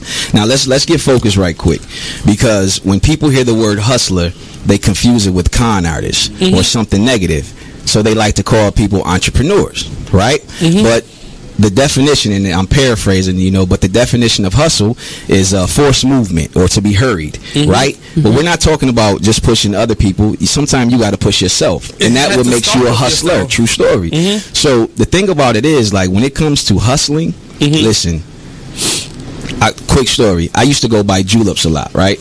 And my grandmother used to make me clean the yard, shovel snow, do things like that to go get a julep. But one day she was like, look, you putting all your money in someone else's pocket. Word. Save those quarters, and I can teach you how to make a formula, and you can sell your own juleps. You understand? So the next couple weeks, I saved my money. Always a hustler. Listen, got to love but think everybody about got this. a grandma story like that. Grandmothers are the natural hustlers because they were the ones who maintained and sustained our families through epidemics. You're talking Big Mama went through slavery and held it. You're talking Big Mama went through the Depression and held it. Big Mama went through crack and held it and still maintains it today. So if you don't think you come from a hustler, then you don't know where you come from. You understand? That's so real. I began to sell juleps, and ever since then, I capture a hustle. And a hustle is not a swindle. It's not a... You are listening to BeExposedRadio.com. That my mortality became my reality a while ago. Okay. So, welcome to Be Exposed Radio. I'm Dr. Wren. I am the host of Salacious Life Radio show, Salacious Life with Dr. Wren, that airs every Wednesday at 9 p.m. We are very happy to have you here at our open house. And can you tell us a little bit about your business and yourself and what you do? My name is Caprice Jackson Garrett, and I have a company now, 7 years old, 8 really. Oh, congratulations. Thank you. That's amazing. It's Bono Caprice. Okay. And it's sort of, you know, I would say, it's a marketing company first and foremost. Under that umbrella, I'm a former publicist during the O'Malley administration here at City Hall in Baltimore. Okay. And also event management, production. I make things happen. And it's always fun when I make things happen, and I always make things happen the right way.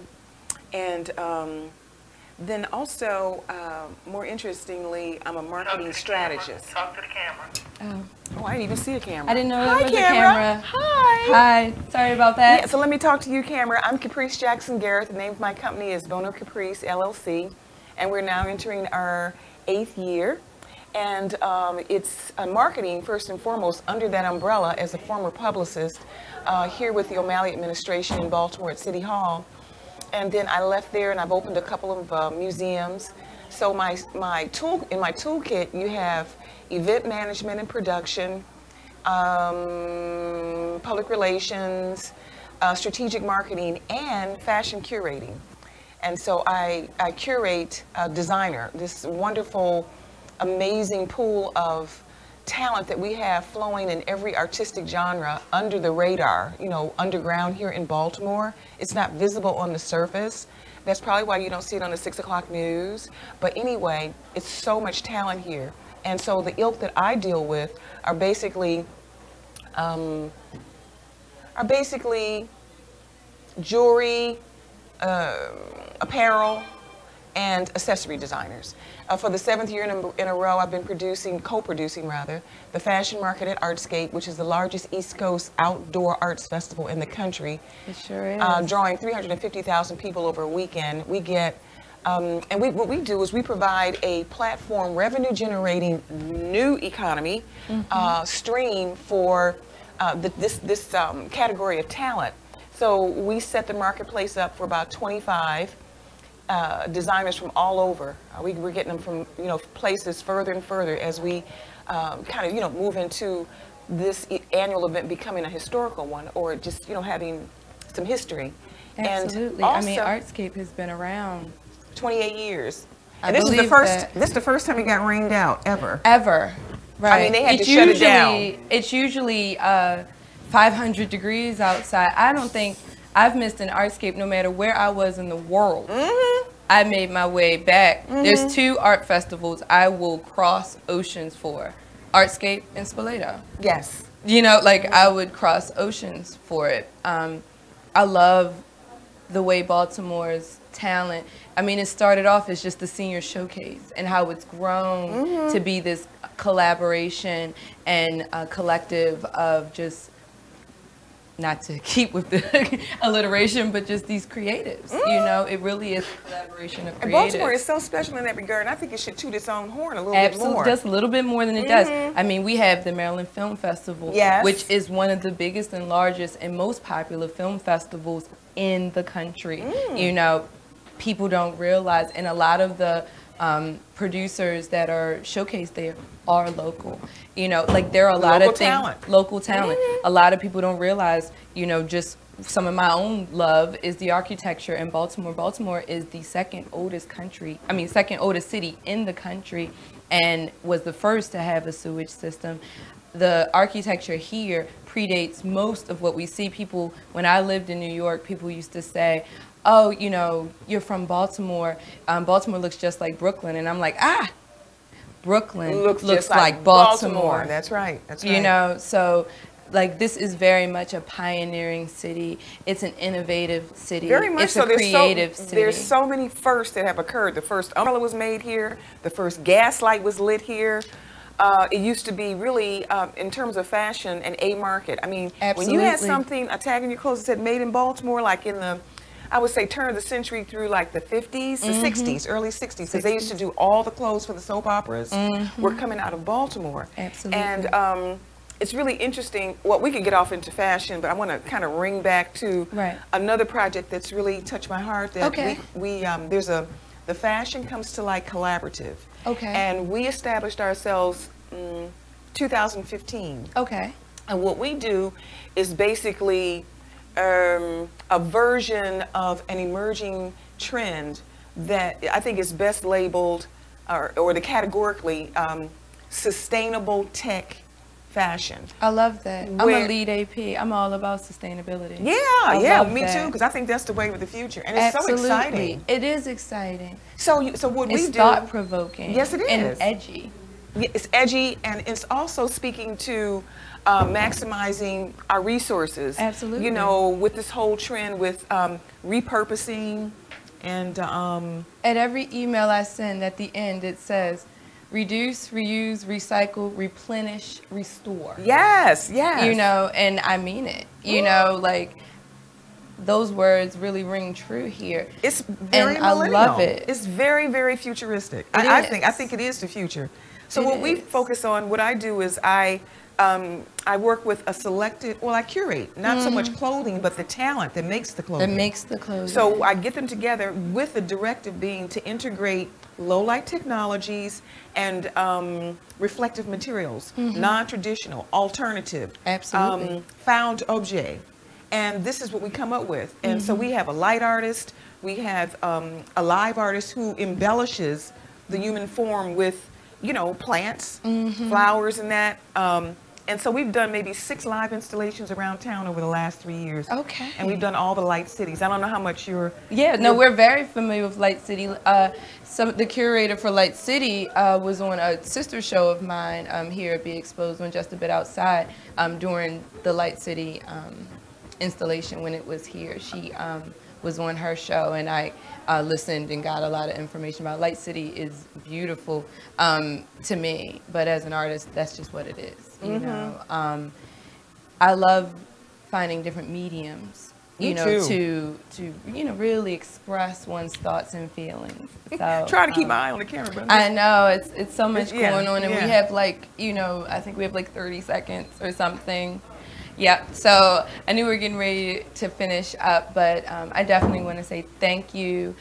Please leave us with information that we can post and share so that people can, you know, come out and join in, maybe collaborate with you. You are a woman of very many talents, and I feel very blessed to have met you today. Oh, and likewise, So, ditto. Thank you. But they can, you know what? I can leave my IG page is Bono Caprice, and that's B as in boy, ONNEAU CAPRECE. I'm a chronic fashionista. Okay. Have fun, join me. And Absolutely. also on Facebook. You have to come on my show, and like we'll really dig into it, and like, you know, make sure that the listeners here at our listening here at Be Exposed really gets a good taste. Girl, I would love it. Caprice. I would love that. Absolutely. But honey, we're gonna have to do like more than a couple segments. Well, I can tell right now. That could be it. We might have to just go ahead and stretch this out. I love you. But I did Thank want you. to say, everybody, love life, be brave, live unapologetically. Yes. Thank you.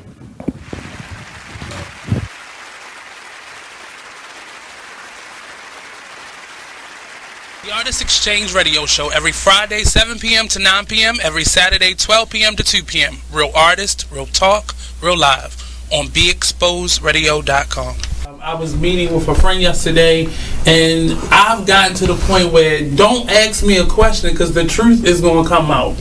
And exactly. Just don't do it. If you ain't looking for the truth, don't come to me. Don't do it because I can't hold my tongue. And she wants to be this stylist, boutique, but you're not doing anything in that nature, and I can't take you seriously if you're not doing those things. And I understood why people didn't take me seriously, because I found myself in somebody else's lane. I was good at what I was doing and what I wanted to be, but I wasn't doing it for me. So how can I ask you to take me seriously if I'm living in somebody else's shoes? And nobody can do what you do, and I think that that's a big problem that people face now. Like, you see what somebody else is doing and you want to do that when that's not your lane. That's not your lane. That's not what you're supposed to be doing. But it's popular, it's getting that person money, it's getting that person applause. Oh, I want applause. I want money. Let me stand over here behind them. And then a lot of times people aren't honest with themselves either. Like, I was thinking earlier today, I've been woke for almost 2 days, so So you get on the seat, yes. And I was thinking, like, you know. The Artist Exchange Radio Show. Whoa.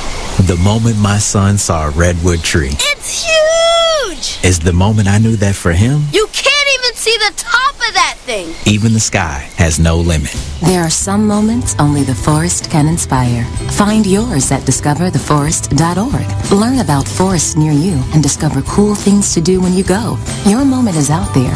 Find it at discovertheforest.org. Brought to you by the U.S. Forest Service and the Ad Council. Be Exposed Radio. Well, if you made them, take care of them. Yeah, that's Period. the real. You right. That's the real deal. It's period.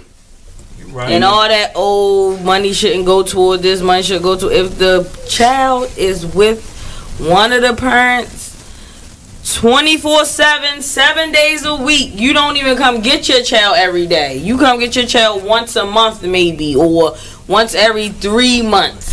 Right. You cannot dictate where that money goes, especially if the child ain't calling you about nothing. Now, if the child calling you every week, then you can question about where the child support is going. But if every time you pick up the child, they look nice, they ain't complaining about nothing, why are you worrying about where the money go at? It is what it is. Radio Show.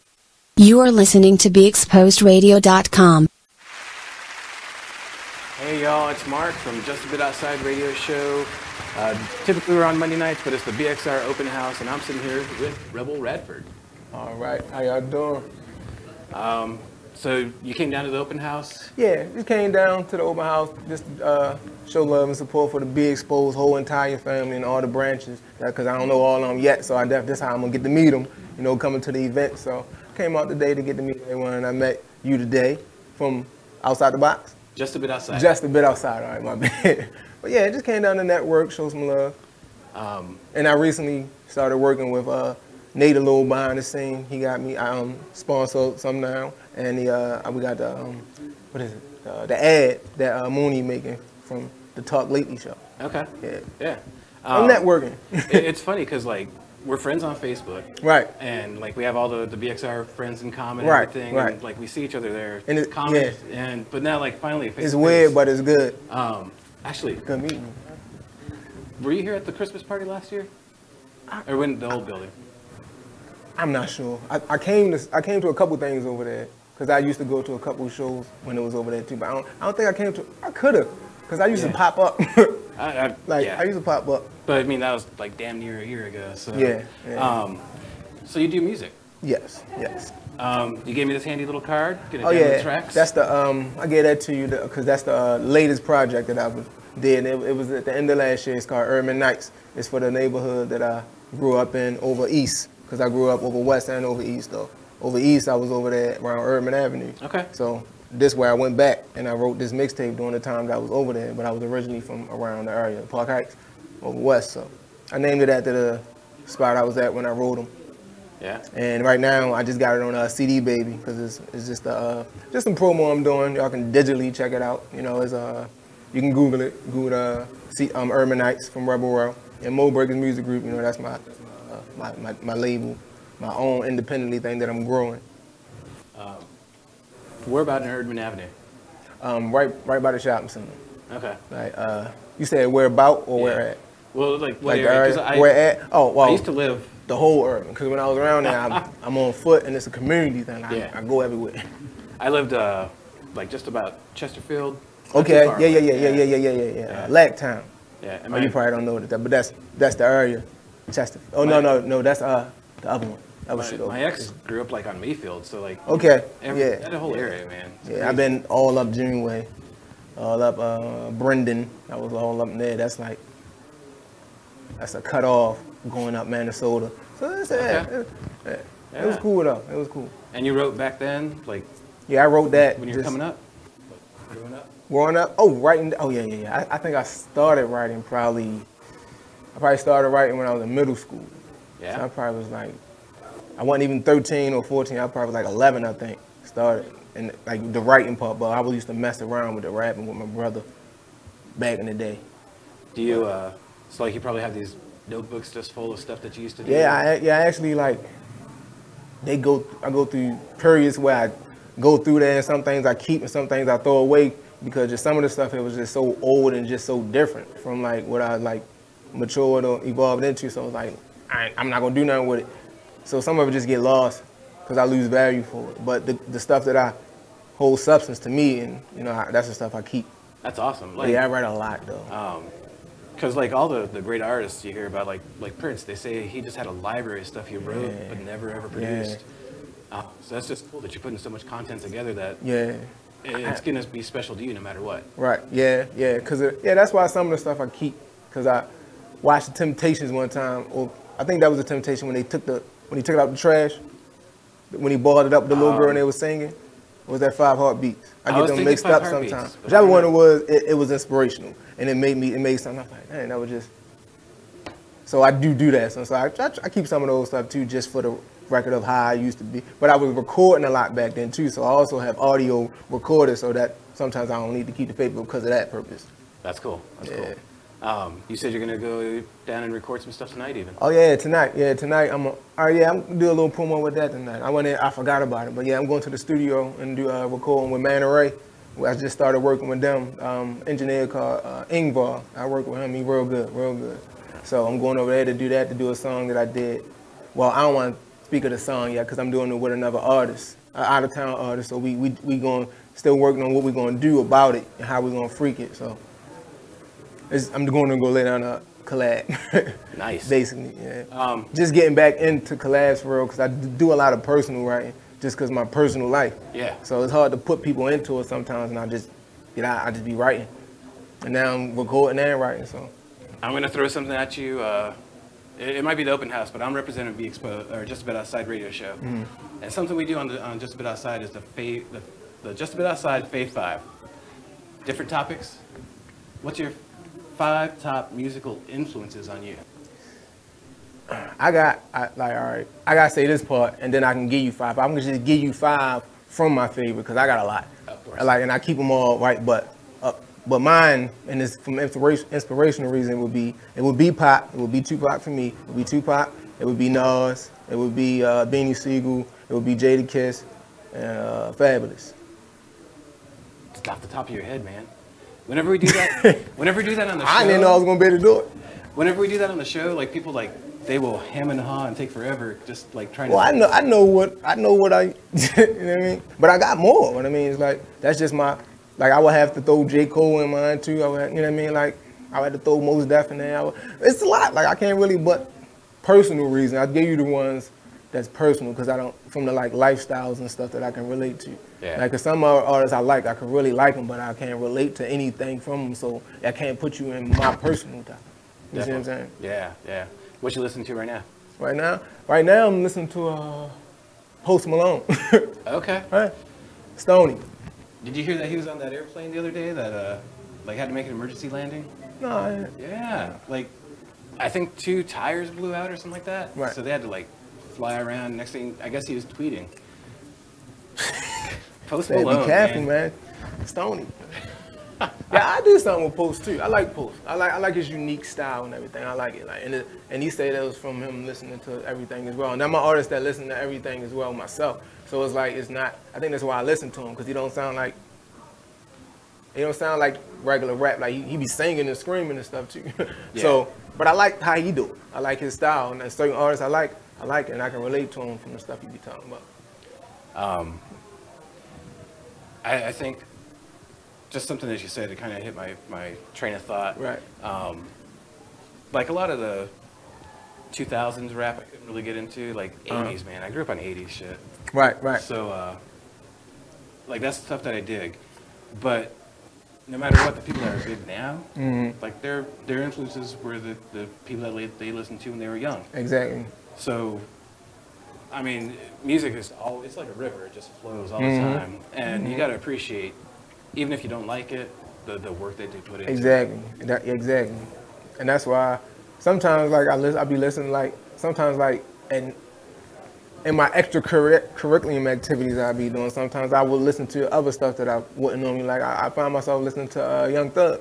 Okay. And when I listened to it, I liked it. I liked his, just him doing him.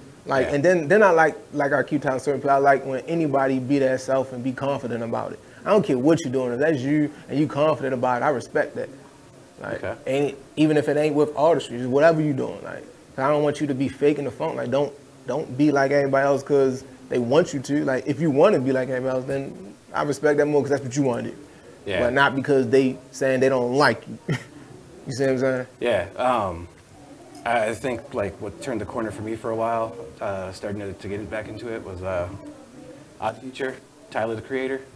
Yeah, yeah, he's nice. And it's just so, like, especially when it's really starting to hit big, like it was just so different from what you were listening to. Different is good. Yeah, always. Like some people use it, like right now I gotta balance out weird with people because they say most time when they use weird, it's always pertaining to something bad. And I'm like, weird is different. Different is unique. You see what I'm saying? You just don't like it because it's different. Yeah. You see what I'm saying? So it depends on what you're doing. Like some stuff could be weird, bad though. Like people do some weird stuff that be like, that's bad. Like I tell them, like, that's bad weird. I point it out, that's bad weird. Because I do some weird stuff and I be like, it ain't nothing bad about it, just different. So you just like. Experimentation. Right. Gotta try something new. Yeah, life is a big experiment. Yeah. A lot of experiment, man. I'm digging the hoodie. Thank you, man. This is, Punisher from the Marvel, Some people, this the people that don't know who into the Marvel and stuff who think it's something else. Like they'd be looking at it, like I could just tell they did like freaked out about it. Like, calm down, like this is Punisher. like you must not be into Marvel. You know what I mean? But it's that's cool. Like Thank you. the movie logo too. Like that's the one that was 2002 or so. Like I forgot. I forgot the year. Yeah, and then right now it's crazy because I haven't seen them in a while, but since I've been wearing this hoodie, I see a lot of it like on my travels throughout the day and throughout the city and everything. I see them everywhere, hoodies, t-shirts. I'm like, dang, it must be something great drop. Like it's promo time or something. But yeah, I like it. My aunt got it for me. That's sweet. Yeah. I saw a Punisher hoodie, I don't know, some store the other day. I was like, okay, like there's not a movie or anything that I know coming out. Right. Well, he's got that Netflix show. Okay. Yeah. Keep up on that? No, I didn't. I'm too busy with this business stuff and entertainment. Working daily, working night. So it's just busy. And then I'm really trying to get into the business aspects of it. So that's cool. I be up late, like researching, reading, getting into stuff, and just being out, things like this. Busy's good. Idle ads, Gotta stay productive. Yeah, that's what my focus is. What do you got coming down the pipeline? Any projects? Well, I'm working on part 2 to this Urban Nights project, but I got to do a big leak. I don't even know why I ain't mentioning it, but I got to mention Jay Gittins, since my artist that I'm working with right now. We're close working. We working on like a lot of collabs. Like we didn't one that we probably got like 6 right now.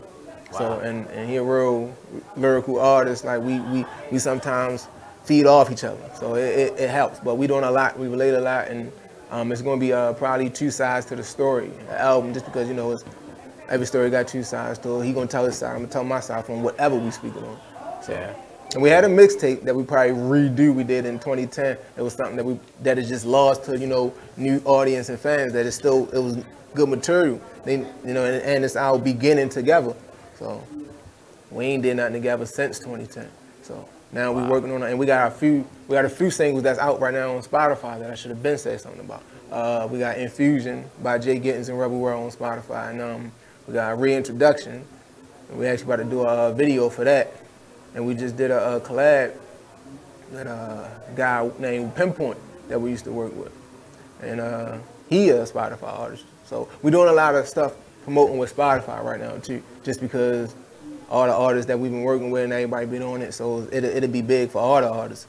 You know what I mean? Like and Jay Gittins and Pinpoint just did a collab without me that was on it, that they got on Spotify first. That's doing real good, like that I've been following. They got like over 5,000 streams on it. So everybody just been working, like, and trying to work with the stuff that can go back into itself, like as an investment point. You know what I mean?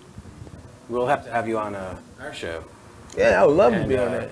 I would love to be on that. You can drop the streams on the show page. All right. Yeah. Appreciate it, man. You said you hadn't worked with him since 2010? Yeah.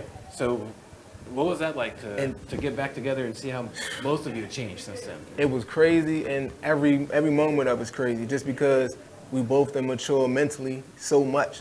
You know what I mean? Like, that was 8 years ago. Like, I was like a boy compared to me now, that I would say. You see what I'm saying? So, like, it's crazy. And we hit each other up certain times and recite each other bars to each other when we sit and listen to it and catch on a certain thing. Like, yo, that was crazy, man. We do that all the time. So that also helps and inspire each other while we're doing it. Like, we letting each other know that we fans of each other. You see what I'm saying? Yeah. It's just crazy. That's It's crazy. Awesome. We working, yeah, it's good. I'm trying to think of some of the other, and we just did, what was it called? What It Be Like. We just got that one premiered. It's crazy. I might start with that one, because that's the one that's about to drop on Spotify too. Because we go through Distro, I might be pronouncing it wrong. And we do CD Baby. Yeah. But Distro Kid is better with the dates, that they help you set the dates up. You can drop it when you want to say you can drop it, so you can promote it like that. But with CD Baby, it comes on and you find it. Unless they got a different way that I don't know about. That's cool. We got 1 minute left. Anything else you want to throw out there? Everybody be safe, be peaceful. That's what I want. That's it. Straight up though, man. And thank God for everything. And I appreciate Just Outside the Box. Just a bit outside. Just a bit outside. A bit outside. Urban Nights? Urban Nights. Urban Nights. Check it out, CD Baby. Google it. I'm going to drop it. I can probably download it to my phone. Yeah. Yeah. Yeah. Right, you can get 9 tracks. Yeah, but that's not the new stuff I was telling you about though. But that's still, it'll get you into, it'll help you know me, and then you're like, oh yeah, I can't wait to hit. But that was last year. It's still not super old. But yeah, we progress every year. Sweet. I'm open for change. So keep on the lookout for Rebel, and tune in Mondays, 7 to 9, Just a Bit Outside radio show, Be Exposed Radio Open House. All right. It was cool talking to you, man.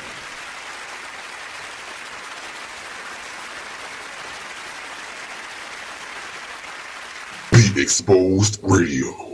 It's a family affair if you want to look at it that way. It is. I totally agree, and I believe I believe that this wisdom on the wall is going to be a movement, and that's what I believe we are doing.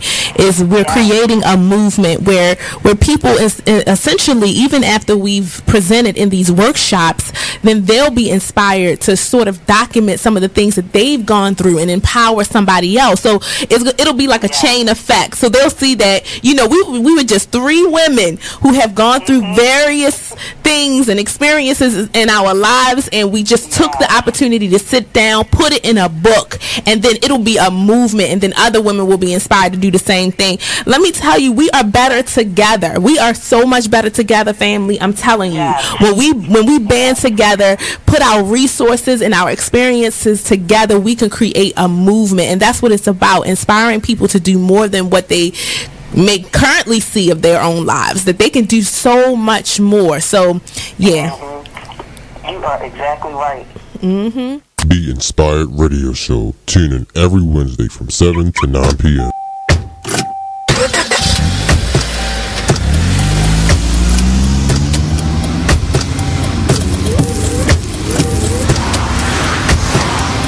Driving has a rhythm all its own. Don't wreck it with a text. Before you get behind the wheel, silence your phone. Or better yet, designate a texter. For more text-free driving tips, visit stoptextstoprex.org. Brought to you by the Ad Council and the National Highway Traffic Safety Administration. Green light. Hey girl, school zone. I'm getting hungry. Car changing lanes. You want to meet me for pizza? Stop sign. Intersection clear. Yeah, street. Pizza sounds good. Ballin Street? Girlin Street! It's hard to concentrate on 2 things at once, like texting and driving. Stop the text, stop the wrecks. How will you stop texting and driving? Tell us at stoptextstoprex.org.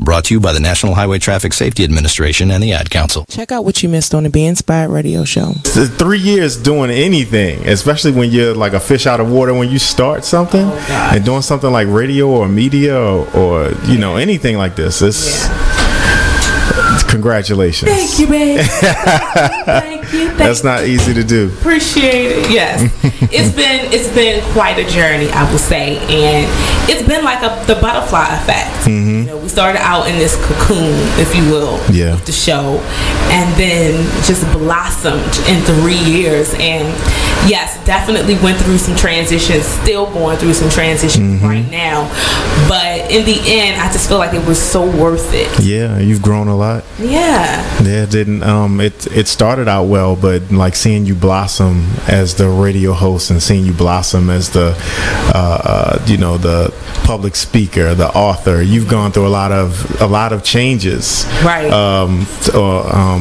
Since you've been here, like in the last 3 years. Yeah. So, yeah, it's been a metamorphosis. Yeah, that's the word I was trying. I was like, it's not metaphor. It's metaphor.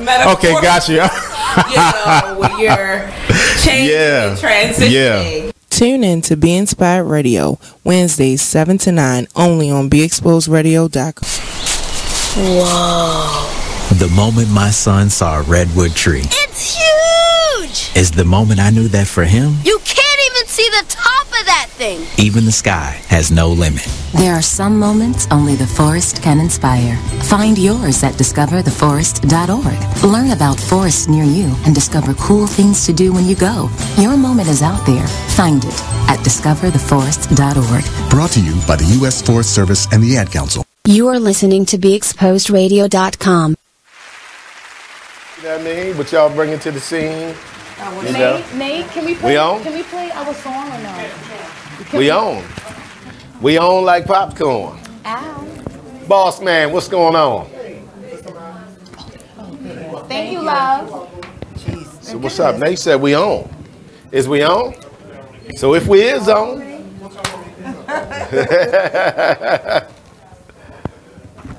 How we looking, brother?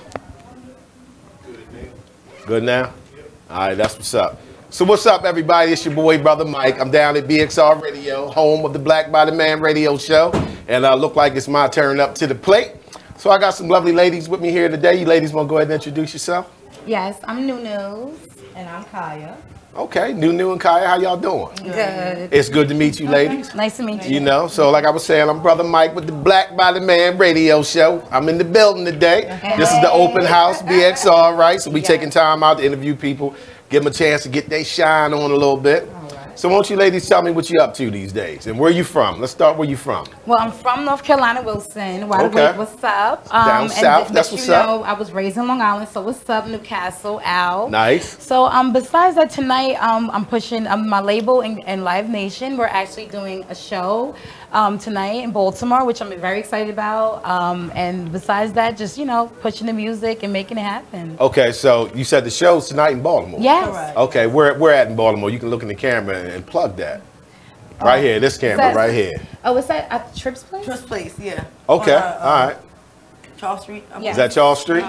Okay, So y'all hear artists, that? if you want to perform, come on down. Come on down. Now you guys gonna be performing too? I probably, yes, but most likely I'm gonna do a New Bank, my new single. Okay, which talk you to me guys about can go that. ahead and look that up. It's on YouTube, Spotify, SoundCloud. You just gotta type in New Bank. Okay, so tell me about the single. What's it about? We're dealing with hip hop. We're dealing with R&B. That's a rap song, actually. That's a rap song. Yes, a rap okay. song. Y'all heard that right? Yeah. She said she got skills. That might get tested today. You might have to spit some bars before you get up out of here. I'm just saying. You can't just put that out there. You know? I'm saying I'm a songwriter, so Okay, I write that's my own music. I do Yeah. R&B, techno, whatever my soul feels. I love rock, of course. Okay, all right. So do you mix the hip hop and the rock? Sometimes. I just haven't released it yet, Okay. but I am working on a couple great things. Yes. Okay, so you rap, so you're an artist. I have a mixtape out called Concrete Blondes. Oh, okay. Where can they Yes. find that at? They can find that on SoundCloud, and like I said, the singles are on YouTube, Spotify. It's out there. Okay, Yep. that's what's up. That's what's And up. you can also go to my Instagram, Nunu7. Nunu7? Yes, and follow me. Okay. So you up next, young lady. Tell us what part you play in this. I'm her manager. Okay. And for like anything that you need her as far as music, bookings or anything, you can get in contact with me at G Unit not G Unit, GU Music Management at gmail.com. And you need her for bookings. She's readily shows, available. Yeah, I have shows, artists. anything. Also, we have the hair company. Okay, And, so she can go ahead and say the website because she's a hairstylist as well. okay, yeah, go ahead, plug that. This is your time to shine. Okay, the website is crown-queen, exquisite-hair. What is this here? I can't even see that. Excuse me. Take your time. What is that? It's only live radio. Take your time, sister. Take your time. Okay. So, yeah, that's the website. So, if you're looking forward to looking at any type of hair, you go on that website. And it has all different color shades on there. So, you can get through and contact us through there. Okay. So how long you been managing talent? Is this your first talent? This is my first. It's your first one? Okay. It's Congrats. my baby Where's cousin. the bell at? Let me get the bell for that.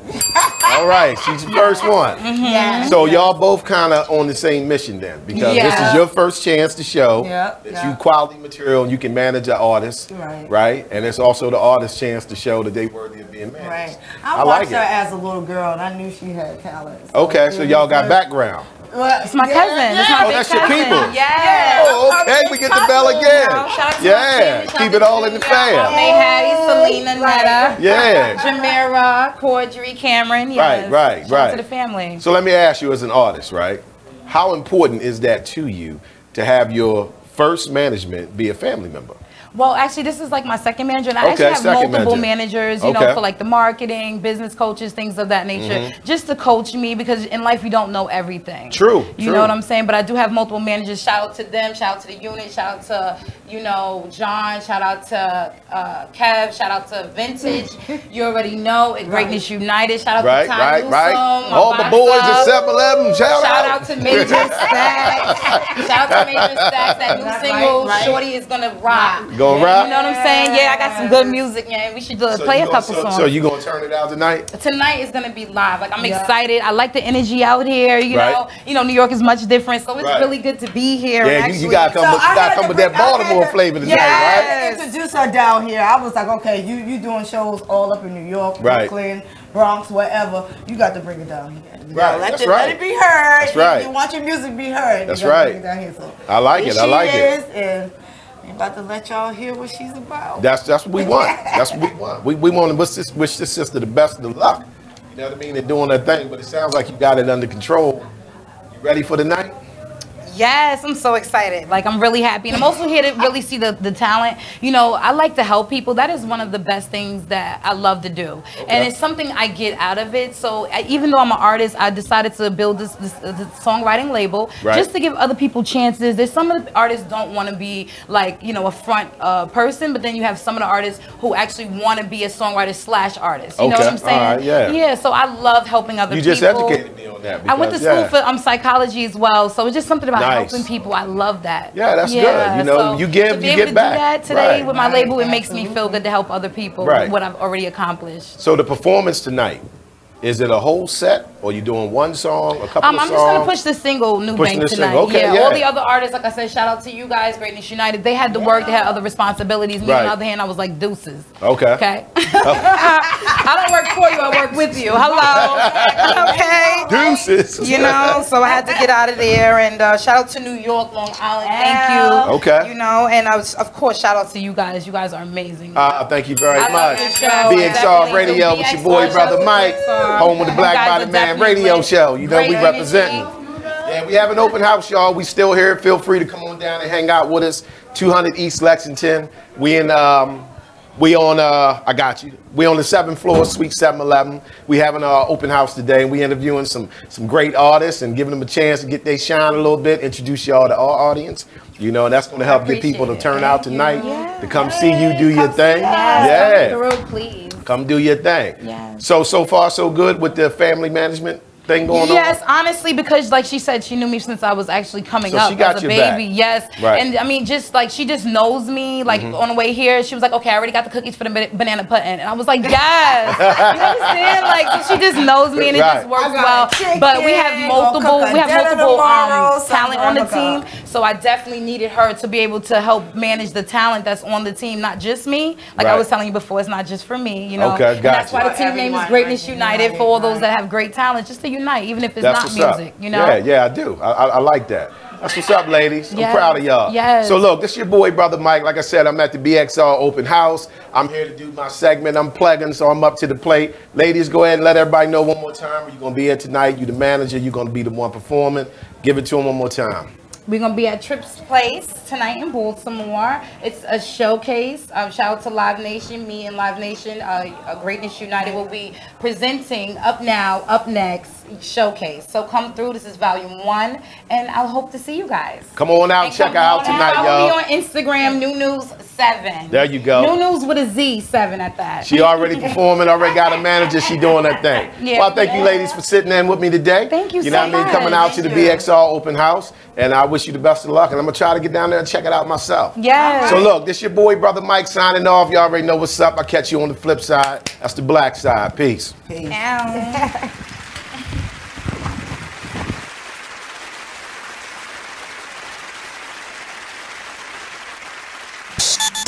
Join the club that gives you stuff. Hey, thanks! Radio Loyalty. Here's how it works. Just click on the Radio Loyalty banner right now and sign up. Then, you keep on listening like you already do. But now you earn points. Those points add up, and you can trade them in for stuff in the Radio Loyalty store. Earn more points by sharing your station with friends on Facebook and Twitter, answering surveys, and by using the apps in the New Players App Store. Pretty simple, right? Radio Loyalty. Click that banner to join now. Black by Demand Radio Show. 2 years ago. If you broke that bike and it don't work, that's on you, brother. I suggest you get that toolkit out back and then start working with it, right? Yeah. So my son's looking at me like, wow. And I broke down to him how we had got fixing flat tires down to a science. You understand what I mean? Sticking the tube in the water. Right? Talk to me, brother. You understand what I'm saying? Yeah, you know, critical thinking. And see, and we look at that now and like kids, they not as on hands like we were back in the day. That's because nowadays you don't have to put the bikes together anymore. They can come assembled. Yeah, everything's coming assembled. In the store, they ask you like if you want it already assembled. Right. Back then, you just got the box with 1 million pieces. Right, and today I don't think they could work with that. It's just like the thought process. Nowadays, you get a bike that's already put together. Now, when you were younger, you had to put this bike together. You got to put it together. That basically closes your mind into learning how to do something. Yes. Now you're giving it something. So, okay, you take this. And this is what it is. Right, so now we have to run with this instead of teaching the child, this is how you put this together so you see the result as this. Right. Critical thinking. I like that. So look, not to cut you off, Mr. Neese, but let's go to our first commercial break. And then we're going to come back and finish talking about critical thinking. Hi, I'm LeVar Burton, and I'm proud to be a book person. How do I choose a book? Sometimes it's the cover, sometimes it's the title. I guess I'm pretty visual. If a book's really impressing me and the writing is really good, I will peek and see what the last paragraph is. Because the endings of books should rock you. I am a book person, and if you're a book person too, read to a child and spark a lifetime of ambition. Join me at bookpeopleunite.org because reading is fundamental. A public service announcement brought to you by Reading is Fundamental, Library of Congress, and the Ad Council. You use Tearless Baby Shampoo because it's gentle on your baby's eyes. You make sure his toys don't have any sharp edges. You always test the bathwater to make sure it's not too hot. You taught her what to do when the smoke alarm goes off. You make sure she wears a helmet when she rides her bicycle. You put on his sunscreen, even when he's embarrassed his friends will see. You do so much to keep your child safe. But are you using the right car seat for your child? Is your child facing the right way in the car seat? Is the seat too big or too small? How do you know when it's time to move your child into the next type of seat? Car crashes are a leading killer of children ages 1 to 13. Protect your child's future at every stage of life. For information on the right seat for your child, visit safercar.gov/the-right-seat. That's safercar.gov/the-right-seat. A message from the National Highway Traffic Safety Administration and the Ad Council. Why is Connor having trouble focusing in school? Having trouble finding Connor's middle school? Would you like directions? No, why is Connor having trouble focusing in school? Finding lowest airfare to Istanbul. No, I'm tired of fighting with him over homework. Home Walk Restaurant. Need a review? No, I need help. He's very smart, but his mind wanders. He's disorganized. I think I understand. Oh, good. Finding best potatoes for French fries. No! Russet. Fingerling. Yukon Gold. Why don't you understand me? Sorry, I was trying to show how Connor feels every day. Frustrating, isn't it? Redirecting to understood.org. For the 1 in 5 kids with learning and attention issues, this is what life can feel like. Explore understood.org, a free online resource about learning and attention issues, designed to help your child thrive in school and in life. Understood.org, because understanding is everything. Brought to you by understood.org and the Ad Council. It's time for Flashback. Now, I'm not gonna say all Aries don't know, but it's just the one you had. That was this just particular one, right? You know. But it's always something that you can. Go ahead, Bliss. Can you recollect any signs that you might not get right? October 15th or 16th. What is that? And Libras. See, I've had some good Libras and I had one really bad Libra, but he was white, so he his back anyway. So I don't. Wait, hold on, wait a minute. Demonstrate. You got to demonstrate the back. No. Ain't no way. Not the dirt. How they bust? Let me show how they bust. And they want to cry afterwards. I mean, what the is the point of the tears? I mean, I can see you shaking, yeah, and shake it off real quick. But you crying? Out of here. What was he crying for? Cause baby, this pussy make that. You in? I got that good nasty bitch. The shade. McLean's Couch every Tuesday at 9 p.m. Only on BeExposedRadio.com. You are listening to BeExposedRadio.com. I like this little mic. 5, 4, 3, 2, 1. It's been better to hit the glass. Oh, we're on. All right, well, welcome back to Be Exposed Open House. Yeah. I am your host for this segment. I am Coed Bliss, along with the Brahma Bull. And we are McLean's Couch. And of course, joining us today is the beautiful, the sexy, the very natural Miss Marche. She's one of the bullies of Facebook. She will always be coined that. So what's been going on? Bully. I am the big bully. Oh, well, that's not good. It's okay to be a bully. I've been known to be a bully at work. I am blessed because I had a baby. Yes, you did, and he is ultimately gorgeous. Thank you. Looking like the pappy. Yes, of course. He spit him out. I ain't do nothing. Nope, just carried him for 9 months, went through labor, and pushed him through your crevices. All natural, too, no epidural.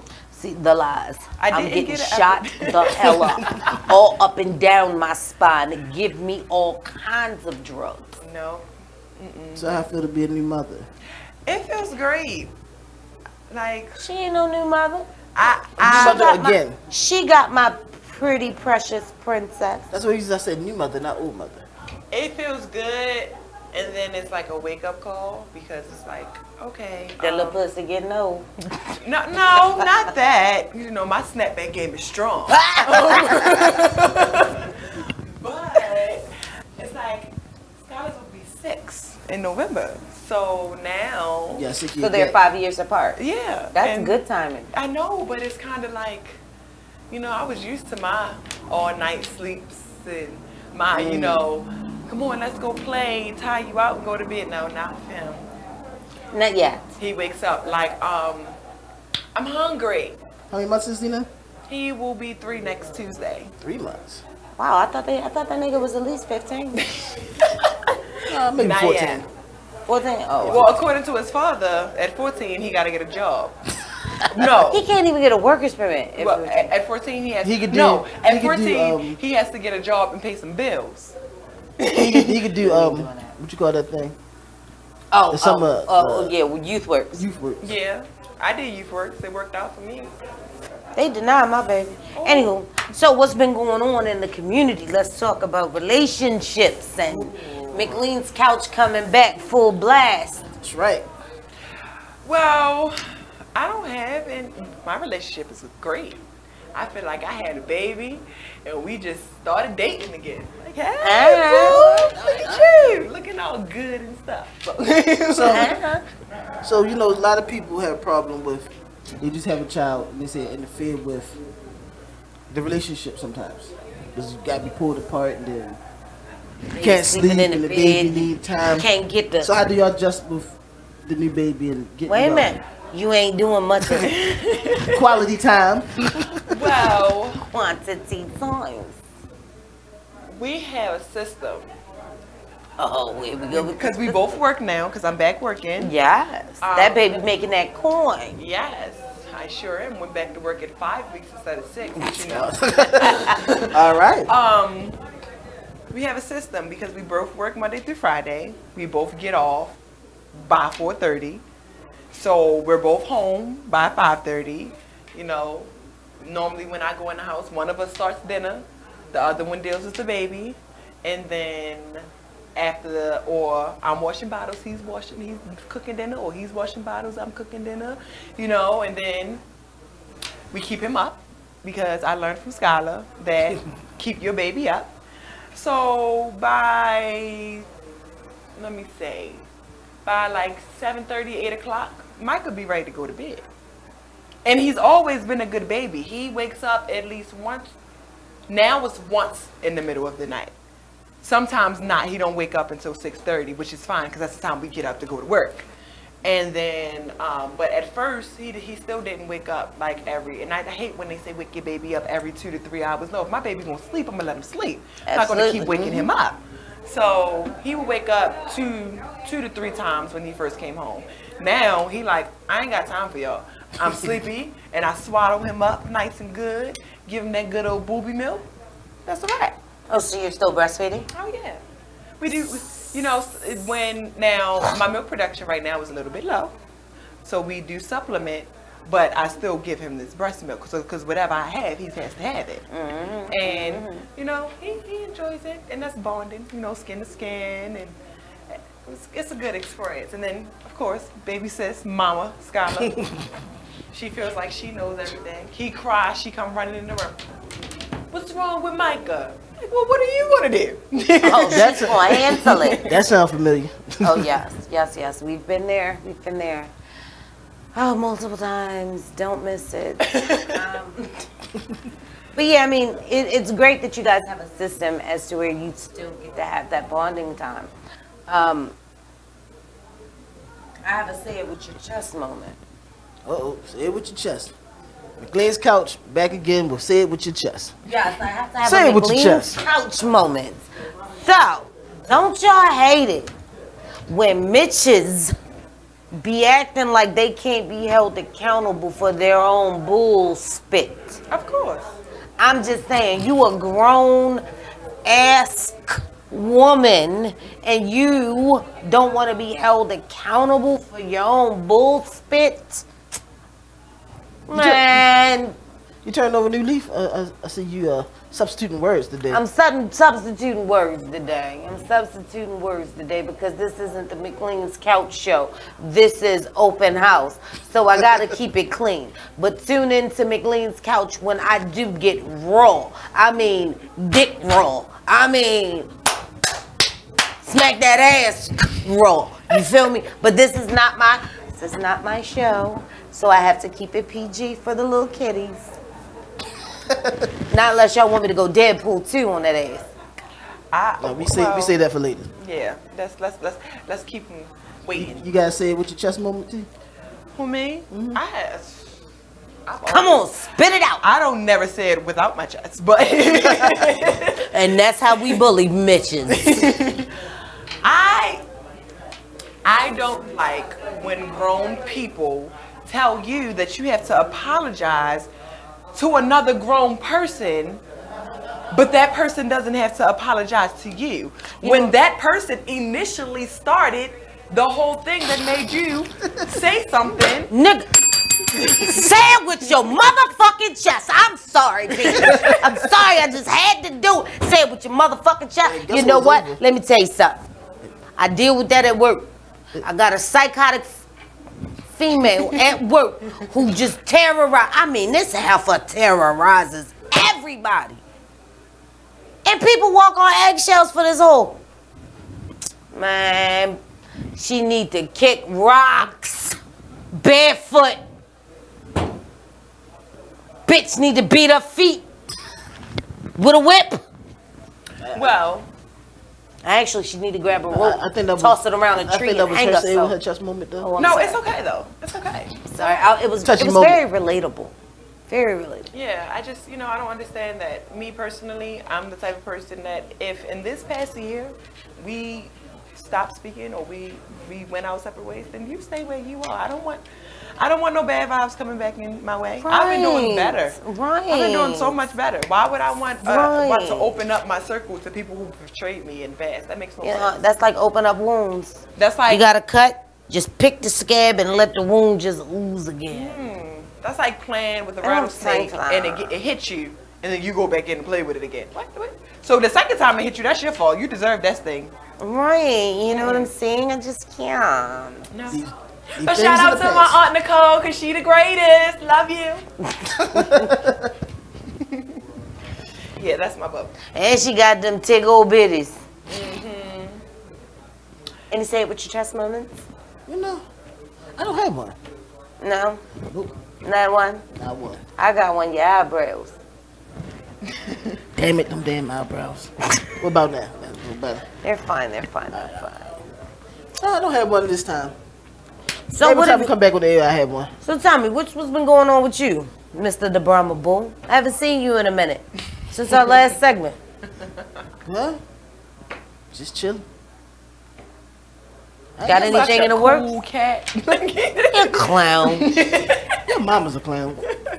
Oh, my fault. Oh. My fault. So we're going to talk about mamas. Yeah, go say something about my mama. You want to talk go on, about say it. mamas? Oh, so you just going to talk about mamas. Mommy, you heard me? Wow, we got to get home. I'm going to rewind it and let her play it for her. Because I don't have a mother. I only got your mother. Well, my mom is moving all the way out Edgewater, Maryland, and I don't know who she thinks is going to come visit her. That was just a general statement. Edgewood, Edgewater, whichever one it is. I know it's further than where she already said. Tell us someplace you don't know. That's that Bubba. Oh, I don't know. I've been up to a lot. Yeah, what's going on with you? I've been invited to come back to play Barbara Jean for the play that me and the Brahma Bull was in, Mama's Kitchen. It's supposed to premiere October 6th. So, if you guys are looking for a great event, October 6th, Mama's Kitchen is coming. Hit me up for tickets. That's Coed Bliss, C-O-dash, because most people don't know what a hyphen is, but C-O-dash-E-D, capital B-L-I-S-S, Coed Bliss. Hit me up for tickets. Mama's Kitchen, October 6th. Tickets on sale right now. Mama's Kitchen. We work in a professional, we all work in a professional environment. Absolutely. And so my new job. I'm unprofessional, but go ahead. I am too, but that doesn't mean, I don't Don't have to stop talk them to people either, so.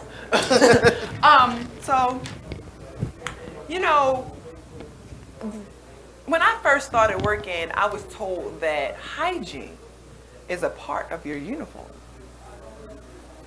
Right? Am I wrong? Is it not a part of your uniform? Shit, they told me my pussy stank. Oh my goodness. Well, we were in training, because what I do now is prior authorizations for medications. So we were in training to learn all the different little computer systems or whatever. And I be jamming when I be sitting in my little cubicle with my little Pandora on. But that's neither here or there. And one day, one of my trained co-workers, don't know which one, I just know it was one of them, lit the whole training room, the hallway, and the bathroom up. It smelled like the pins that haven't been changed and the booty that haven't been washed. Did it smell like somebody took a shit in an open wound that was already gangrenous? With yeah, kind of with a little bit of fresh seafood sprinkled over top of that. That's how we were. We literally, one of the girls sprayed her blunt spray, and that didn't cover it. And everybody that knows, blunt spray cover everything. Wow. And I was just like, she need to throw her body away. And it was so bad because we couldn't pinpoint. Like, we all had an idea, but we didn't want to just go up to be like, so is this person left out the bathroom to smell like, or they just left a trail? They left a trail from the room to the hallway to the bathroom, and then they had to come back out the bathroom through the hallway back into the training room. And we all had to extend our breaks and go outside and get some fresh air, recoup, get some Lysol spray going, and it was just bad. So did y'all pinpoint the person? They eventually did. I don't know if they said anything to her. I think because she saw everybody like, she went and adjusted the problem herself, because after that day we didn't have that problem.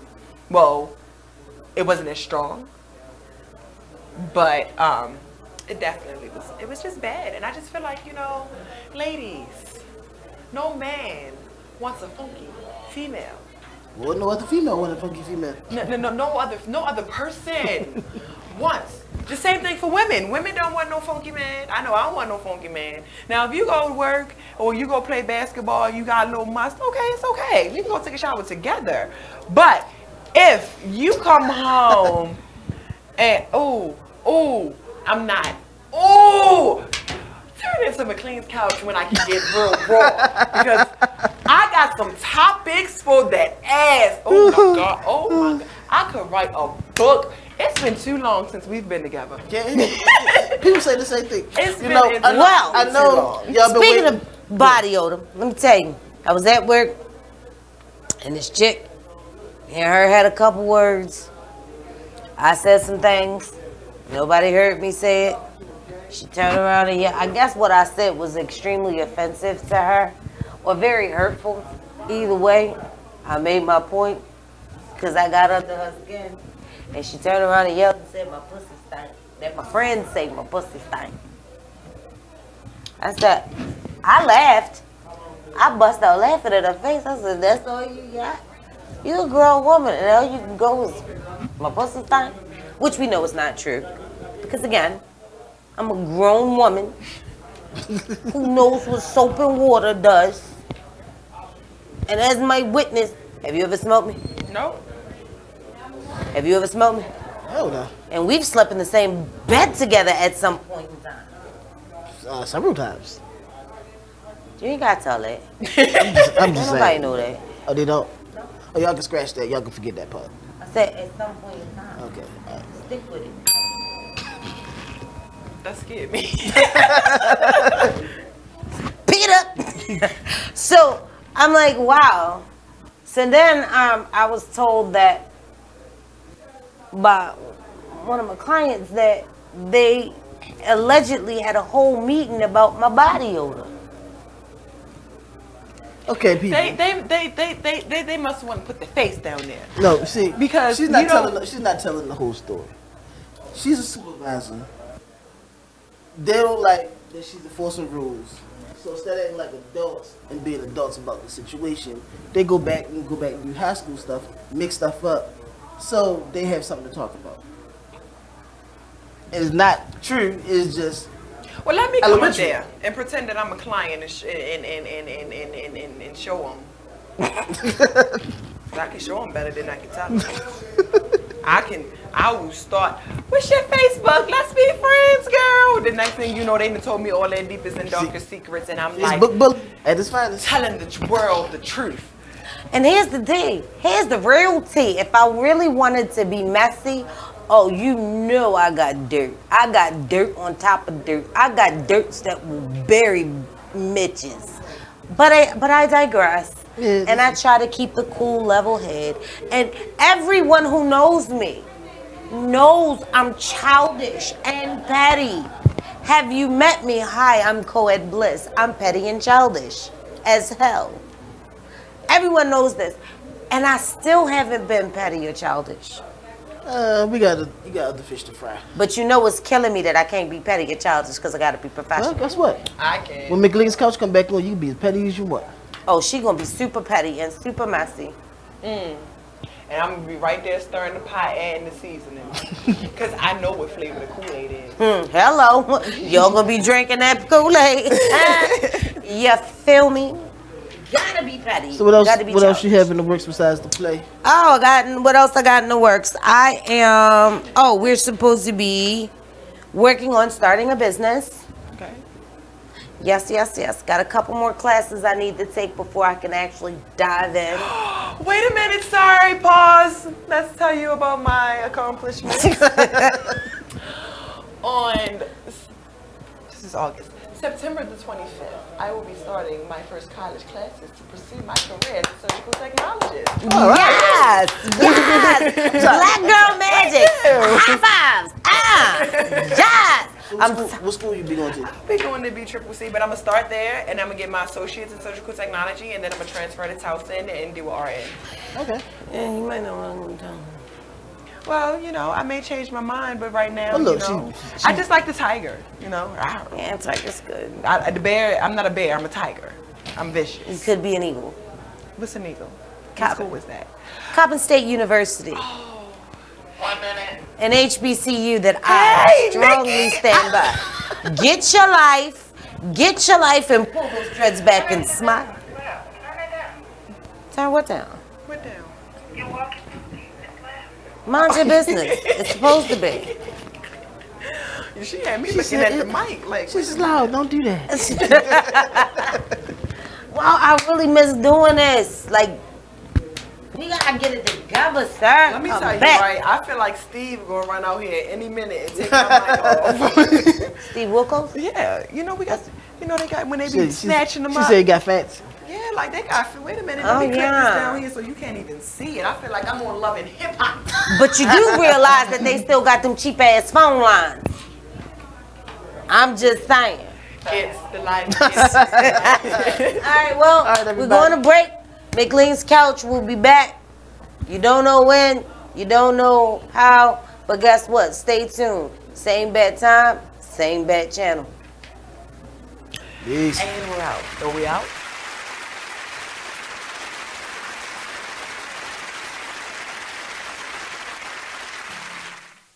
Just a Bit Outside radio show. There is one glaring stat that I read about while watching the games over the weekend.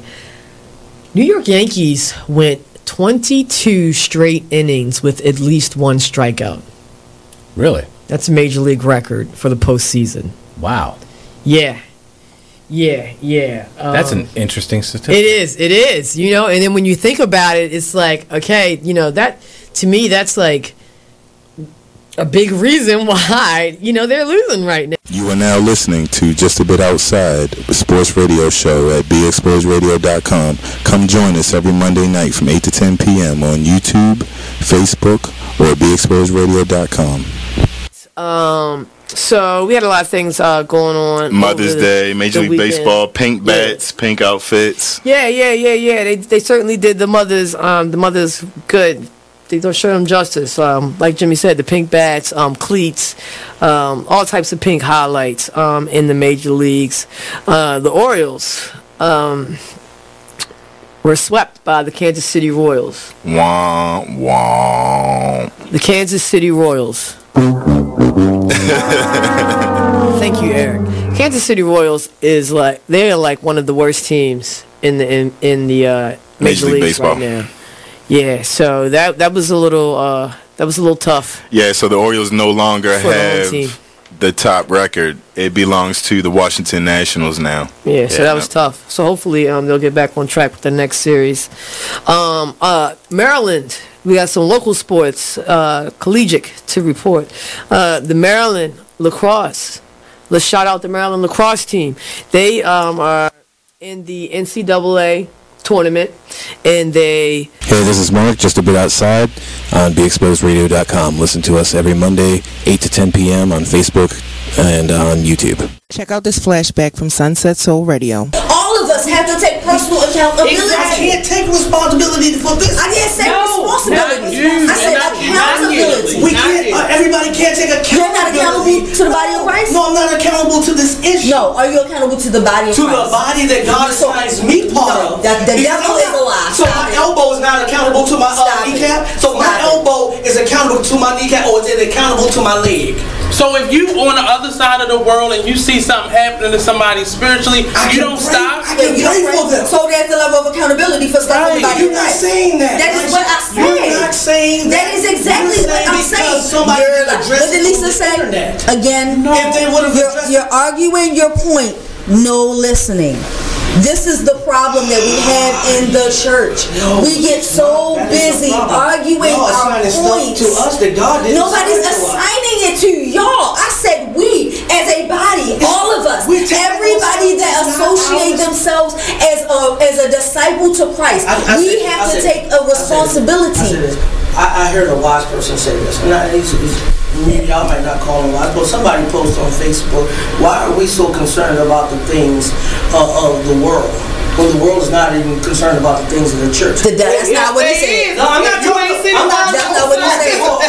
You're talking about another brother. I'm addressing what my cousin posted up there. Because whoever said it, that ain't true. Because you consider the world is right about But it sounds very cliche, but like I grew up to believe. But they're not really concerned about us going to heaven.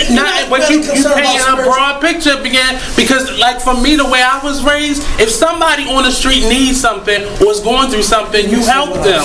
Sunset Soul Radio, Thursdays from 7 to 9, only on BeExposedRadio.com. I'm LeVar Burton, and I'm proud to be a book person. How do I choose a book? Sometimes it's the cover, sometimes it's the title. I guess I'm pretty visual. If a book's really impressing me and the writing is really good, I will peek and see what the last paragraph is, because the endings of books should rock you. I am a book person, and if you're a book person too, read to a child and spark a lifetime of ambition. Join me at bookpeopleunite.org, because reading is fundamental. A public service announcement brought to you by Reading is Fundamental, Library of Congress, and the Ad Council. Green light. Hey girl, school zone. I'm getting hungry. Car changing lanes. You want to meet me for pizza? Stop sign. Intersection clear. Yeah, street. Pizza sounds good. Ballin Street? Girlin Street! It's hard to concentrate on two things at once, like texting and driving. Stop the text, stop the wrecks. How will you stop texting and driving? Tell us at stoptextstopwrecks.org. Brought to you by the National Highway Traffic Safety Administration and the Ad Council. You are listening to BeExposedRadio.com. Yeah. Like last time, it didn't really... I got the volume there. Let me see. Check it. All right, copy. Hey, what's up, everybody? Guess who's back? It's your boy, Brother Mike, from the Black Body Man Radio Show. We still here live at the Be Exposed Radio Studios, where we having an open house, welcoming people to come down, hang out with us, network a little bit. We at 200 East Lexington Street in Suite 711. So I'm back for another segment, and I'm here interviewing my man, James Spies. James, how you doing, brother? Blessed, man. Blessed by the best. Good to see you, man. Good to see you. Yes. So talk to me, brother. Tell the people who you are and what you about, man.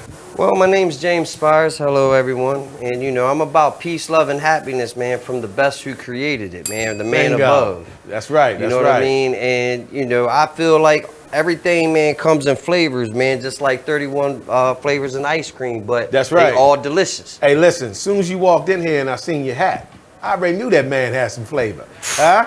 Hey, as soon as I see you your got hat, a breath, brother, you know what I mean? I wanted to throw mine down around and hide it, man. Like shit. Yeah, so tell me a little bit about you, man. We had some good conversations out here before we came in. So why don't you go ahead and expose to the people what you're about. Well, I'm 43 years old, man. I've been through a little tough life, but it was a blessing because I've learned from every step of it. You know, pay attention to yourself first. And then that's when you can produce like great things with others, man.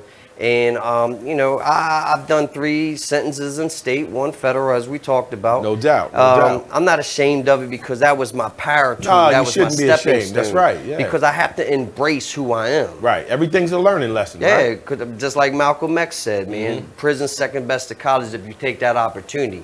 Now, I'm Use not that saying go time, to right. prison Right. to go get your education. That's right. That's right. No You doubt. know what I mean? But mentally, what you're saying is, and when someone goes to prison, one of the things that they get forced to recognize is you get slowed down, right? You don't Very live that slow. fast-paced life no more. So when you get slowed down, it gives you a chance to do other things like read, right? Study. And you might find out that you're more of an intelligent person than what you thought. So that's what it sounds like you kind of getting at there. Everybody has a talent. Right. Everybody's been created for a purpose. You know what I Absolutely. mean? Some people are afraid to step out their comfort zone. Like I suggest a couple of brothers around, you know, that I was helping out with some knowledge. Just step outside of your neighborhood. Go Right. to some of these seminars for real estate or other seminars they have out in these hotel rooms for free. Right. 2 hours, man, of your Free day. education. Free education. Nice. YouTube something, man. Right. That's right. Network with a person, man. You can learn. Everybody has something you can learn from. They sure do, brother. Every day I tell people I'm still learning. I'm You know, always that's learning. what they say. man. Brother Mike, how you doing today? I'm still learning. Still learning. I'm still I like learning, that, brother. man. I like that. You feel that? Shit, education's power. Yeah, man. education is definitely power, and it's not always coming from a school system. Like you Oh. said, you can go to prison, get familiar with the library, you know, possibly maybe even order books. But point being, because you've been slowed down, right? As I was told back in the day, you got a new address, right? Daddy got a brand new band, man. You got a new address, right? So with this particular address, you know, you're a little bit more restricted, and it's going to kind of force you to go one direction or another. You can play into what's popping in the system, get in more trouble, or you can take that time and say, listen, I need to make the best of this. Let me come out of this a better man than I came in. And it sounds like that's what you did. Well, I've actually, what I've done was the power of result. Mm-hmm. I did an A&E show for Scared Straight when I was fighting my Nice. federal sentence. Nice. It was inner city kids that was troubled, came out there, and when I came home, a girl hit me on Facebook and said, "You was the guy that did Scared Straight, right?" And I said, "Yes, ma'am, I am." Nice. She said, "My best friend is the one pretty girl you kept telling her she should be a model." She ended up taking that 2-page letter that you wrote and gave to everybody, framed it, put it on her bed, moved to Florida, and doing great right now. Oh, nice. See the action of, but then there was a sad story. One of the kids whose father got shot in gang-related activity, I was on him, and I wanted to tell him, you know, that, you know, your father loved you, and he was like, he agreed. And I was like, don't let your father die in vain. He said, I agree. Right. But, you know, when I won my appeal, I came back. One of the COs recognized me and said, hey, you know him? He got killed like 2 weeks ago in gang-related. Wow, yeah. Lack of follow-up. Sure.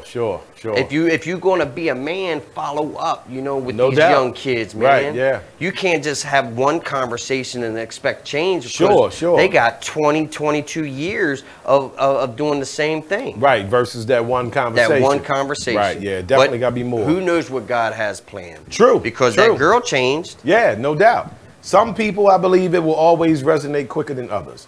You know what I mean? Some people have something in them where if you speak that positive word to them, you're tapping into something that was already there, right? Yep. So it's an easy breakthrough. They want it. They want right. it. Others have a more hardened shell, like you said, 22 years, living a certain lifestyle. It might take you reinforcing that. Because they don't know if there's something different. Sure. And that's where we come into play. Right. We teach people, man, you can be right here at the table too. That's why it's open house. Right, that's right. Anybody could have You came. could be here. Y'all hear that? Anybody. You could be here at this open house, being interviewed, telling your story, plugging your information, your business. You could be here with us. This is Be Exposed Radio. This is what we do. We expose. Get it? Be Exposed, BXR. So that's what's up, brother. Leave the drama at home, man. Come here with some good family members, man. Meet new good people, man, Yeah. that can take you places. And whatever you want to do, you can do it. Right. Just have faith, Just man. have faith. And I don't want to be here Right. because my shyness don't want to be a face. I want to be a mission. Okay, all right. But That's what's up, brother. I'm being exposed by God himself, man. Oh yeah, by the Most High, right? From him himself, man. He's exposed and said, "Here, look, here's an opportunity." Was I afraid to take it? No, because I know my mission. Right. Am I afraid of doing this? Yeah, I'm scared. Sure, you human, man. Yeah. You know, but you know, if you feel you've been chosen to do it, it's gonna go down. We all have. Right. Because each father, each mother is teaching their child. Right. You know what I mean? And it takes a village to raise the whole child, that child Agreed. at that time. Agreed. So it's Agreed, you brother. and I, That's right, as men, doing this on Be Exposed Radio. On Be Exposed Radio. And see, you might say, "Oh, he's Caucasian and he's African American," or whatever it is. God didn't make a tag and a title, man. He said, "I made Adam and Eve." He said, "I made Adam and Eve." Oh, you heard it here first. He said he made Adam and Eve, not Adam and Steve, huh? No. I ain't going there. Hey, don't be exposed out there to the world, but talk to me, brother. Adam so and what else Steve, you got going on, man?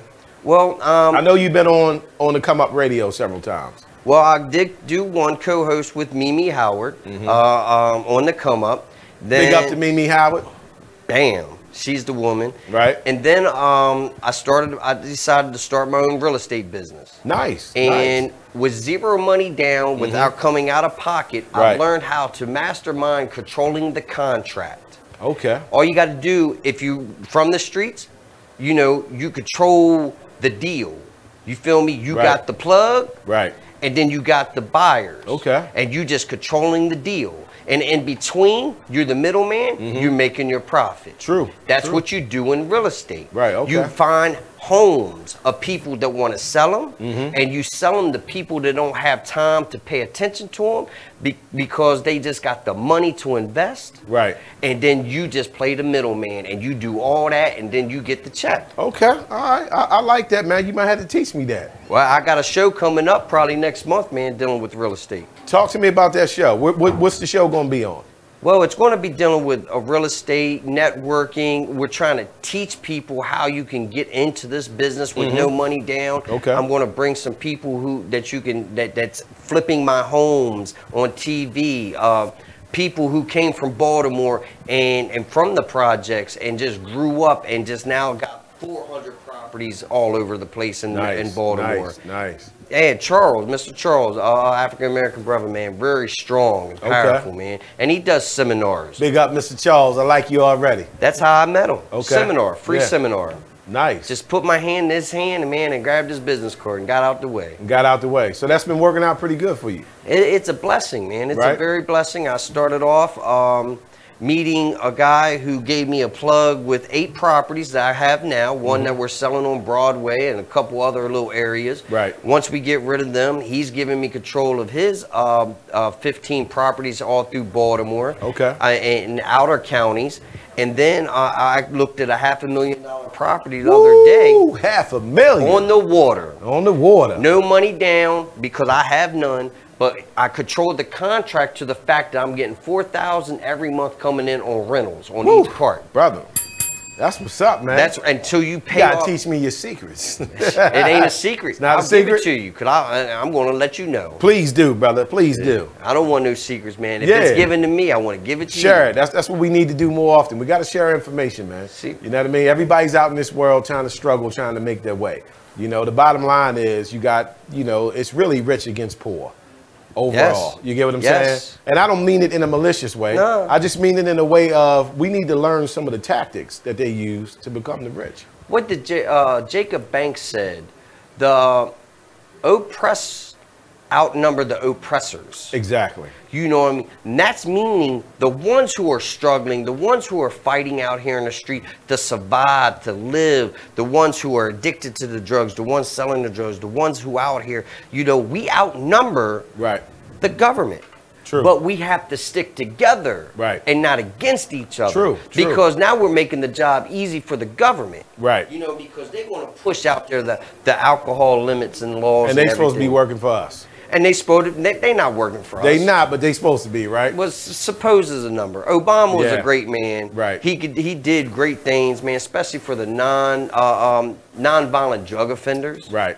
I mean, he did some great things, man. Props to him. But now Trump, on the other hand, He ain't a brother of mine. Whole nother story. So look, James, appreciate you sitting in with us, Yes, man. sir. If you want to get a plug in real quick, you can look at the camera right here and let them know where they can reach you at on IG or Facebook.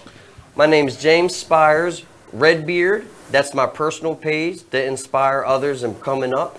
I have a real estate page called James Spires, S-P-I-R-E-S, Panda Bear. So if you join me, follow me, man, whatever I can do to help, I'm here to help. That's what's up, brother. Appreciate you sitting in. Thank you. As usual, I'm your boy, Brother Mike. Thank y'all for checking us out. Again, we still here at the open house, Be Exposed Radio, 200 East Lexington, Suite 711. And y'all know the deal. I'll catch you on the flip side. The black side, baby. Peace. Peace.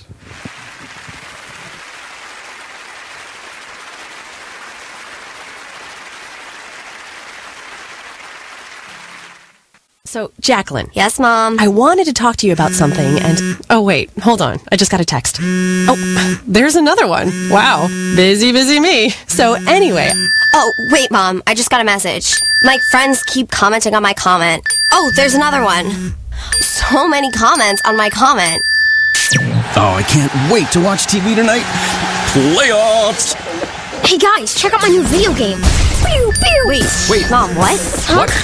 Hold What'd on. you say? Wait a second, what? This weekend, unplug. Take your family to the forest. There's nothing in the world like experiencing nature firsthand. Trees, paths, bluebirds, streams. Getting closer to nature can get you closer to your family. To find the forest nearest you, go to discovertheforest.org. Brought to you by the U.S. Forest Service and the Ad Council. My name is Ruth Rusi. I'm a retired teacher. I'm 91 years old, and this is how I live united. I say retired, but not really. Once a week, I read books to children as part of United Way's education program. Reading to a child creates links between language and literacy. It creates a bond between grown-up and child. And believe it or not, it prepares them for a better academic future. Oh, we read about frogs and flies and pigs with wings, all sorts of juicy stuff. It's a joy to watch all those little faces. I figure I have the time and they have the need. And I've always believed that if we're not here to help each other, then what are we here for really? My name is Ruth Rusi. I help kids prepare to succeed in school. So I don't just wear the shirt, I live it. Give, advocate, volunteer, live united. Go to liveunited.org. Brought to you by United Way and the Ad Council. My name is Meera Batra. I have been in this country 32 years, and this is how I live united. America has always been the land of promise, and in my community many families have come for a better life. Coming from another culture myself, I know the desire to become part of a community, to feel at home and to gain the tools for our children and families to succeed. So I advocate for these families with United Way. United Way empowers them to look beyond their histories and to see what opportunities are available.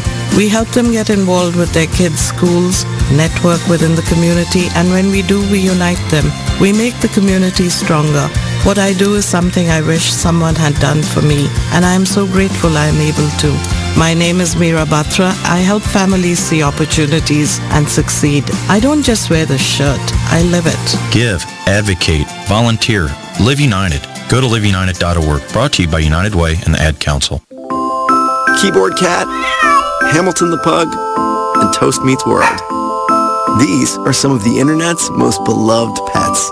With millions of YouTube views, shares, Instagram likes, followers, and fans across the globe. But what do all these amazing pets have in common? Their stories started in a shelter. Start your story. Adopt a dog or cat today. Visit theshelterpetproject.org to find a shelter or adoptable pets near you. Training that pet to play the keyboard? Well, that's entirely up to you. Visit theshelterpetproject.org and hear more about Hamilton the Pug, Toast, and Keyboard Cat's amazing adoption stories. Start a story. Adopt a shelter or rescue pet today. Your perfect pet is just a click away at theshelterpetproject.org. A public service announcement brought to you by Madison. You are listening to BeExposedRadio.com.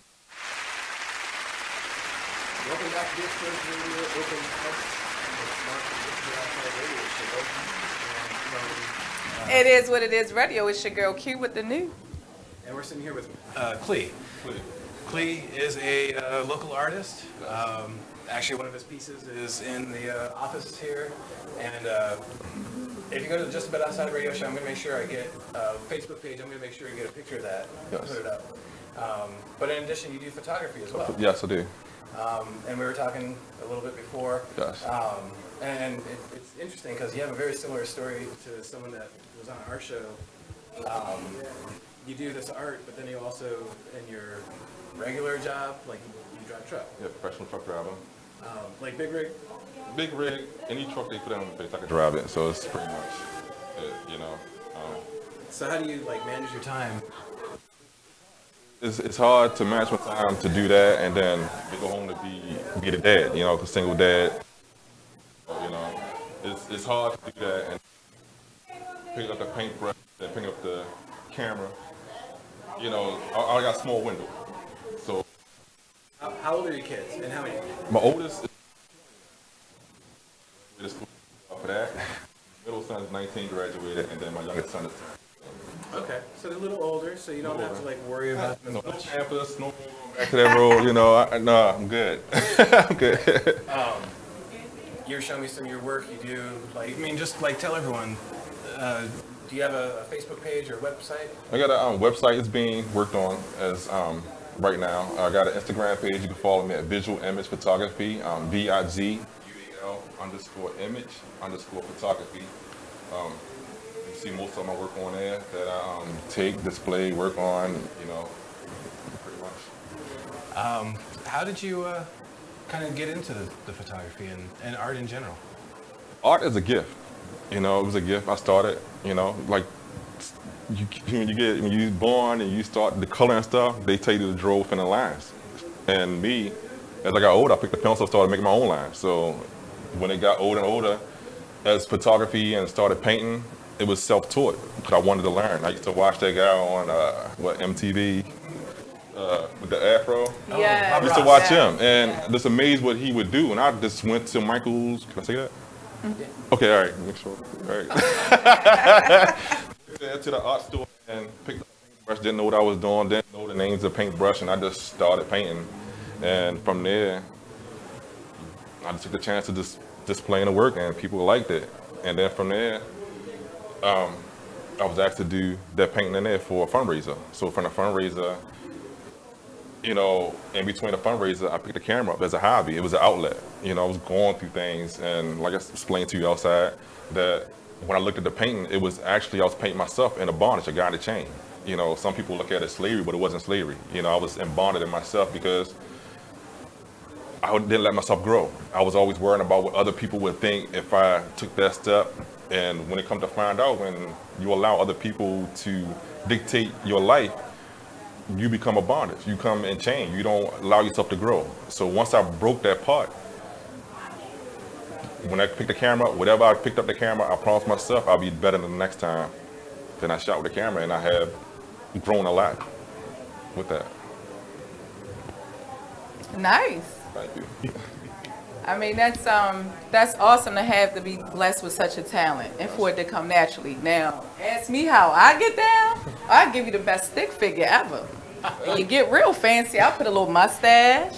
That's when we started at, you know. If you look at the us potato chip, you a stick figure just with a big head on it. This you know, is true, so, but you're like more Picasso and Stickman. The best you gonna get from me. Hey, we start from somewhere, you know. Connect the lines, connect the dots. It's all the same way. It's all in how you want to stay in that line. You know, if you want to think outside the box, then you go for it.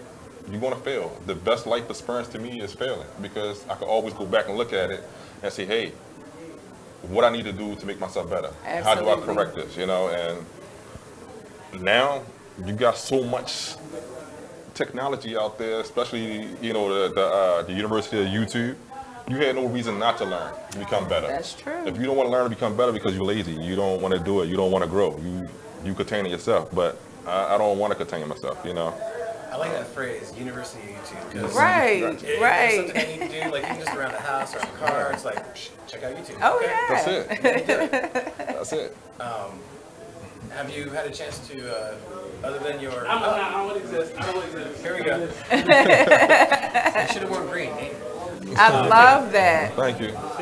You know, just for a couple seconds. Nice. And you said you're working on a part 2. Part 2, Bondage 2. I love that. Bondage 2. Actually, on Bondage 2 is actually part of that, but I broke the chain. I'm on my knees. I broke the chain, and same waterfall. You know, the waterfall represents freedom. The tree represents growth. You know, and you need a rock to stand on for solid. You know, so for the foundation. So that's where my vision came from. You know, from that, and to be where I'm at now. You know. That's so deep. Thank you. Have you had a chance to display your works in other venues? I have not. I have not. Actually, I have a friend. I'll hook you up offline, but I have a friend that started displaying stuff, like going to art shows and selling. So Okay. Yeah, that's what we're here, networking. I'll hook you up with her and maybe Thank you. get something going. That'll work. I'm Just a Bit Outside radio show. We're primarily a sports show, but something we like to do on there is the Just a Bit Outside Fave 5. Do you have what you would say like 5 influences on you, on your art? Either artistically, visually, photography, inks? Photography, I have to say, my mentor is my brother. Straight focus photography. Like I said, we were sitting down there talking one day and talking about cameras. And when I said I'm going to get a camera, he said, I got a camera. So I'm learning from, I was learning from him, still learning from him, because, you know, we do this Marco Polo. So it's like a coaching thing. I got Manny Ortiz, Jason Lanier, all these guys right here are legends that are making photography better than what it has been, you know. Adrian Summer is a guy, Capazzi's, this guy is awesome with his work. So, who else? And I like Lemire. That's a friend of mine. Yeah. Okay. So you said Jason? Yeah, Jason Lanier. Mm-hmm. Yeah. Like, His portraits is the waterfall shoot. I learned from watching him how to make the waterfall look like it's not even real. Wow. I got asked questions like, that waterfall's been, you know, Photoshop. No, it's not. It's the sittings in your camera. It's learning. You're sitting there in front of that camera hours and doing learning. Waking up, falling asleep, waking back up, and looking at the TV like. But what else? That's pretty much it right there. You know, remain humble, and that's it. You know, as long as I stay humble, then I'm always learn. You know, and humble, good vibe, good people, networking, understanding. You know. Some of the stuff you showed me, you've done bridal showers, weddings. So if anyone's out there, let's throw your Instagram at them again. Okay. If you have a wedding coming up, you know someone, hit them up. All right. VIZUAL_image_photography, visual image photography. That's on IG. Facebook is Clee Morin or Clee Self Portrait Morin. I'm more on Instagram than I am on Facebook. Phone number 443-820-7623, 443-820-7623. My email is visualimagephotography, one word, @gmail.com. Well, there you have it. Nothing else to say. Make sure you get up my man right there if you want it done and you want it done great. And obviously you can see it's coming from the heart, even though the heart is on that way. I just couldn't reach it. There you go. It is. I don't just go in for the money. I go in, get understanding of people, what they want and what they're looking for. You know, especially on wedding days. I ask questions. You call me to you, I'm going to interview you. I'm not just going to say, hey, here's my contract, sign here, I'll be there. No, I want to know what are you looking for, what days. Also ask a question, who in your family you don't want in the picture? You know, that's so important. You know, that is so important. Though. You know, so seriously. you have to. You know, put them on the side. You know, who you want in the picture, who get along with, who you want to compare. I want to know all that because I want your day to be your day.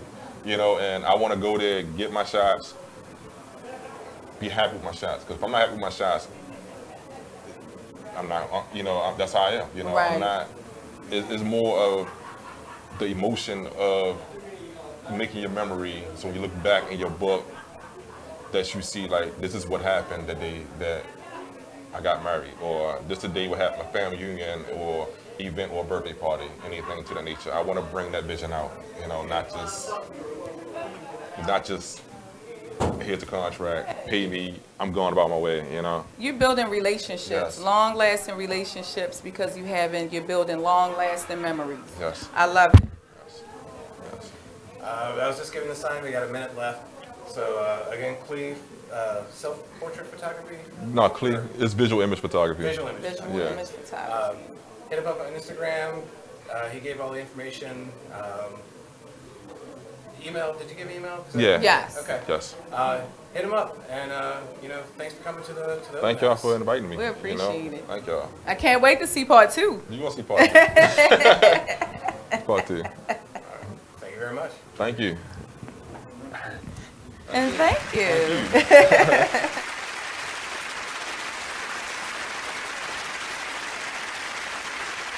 Here's what you missed on Salacious Life Radio.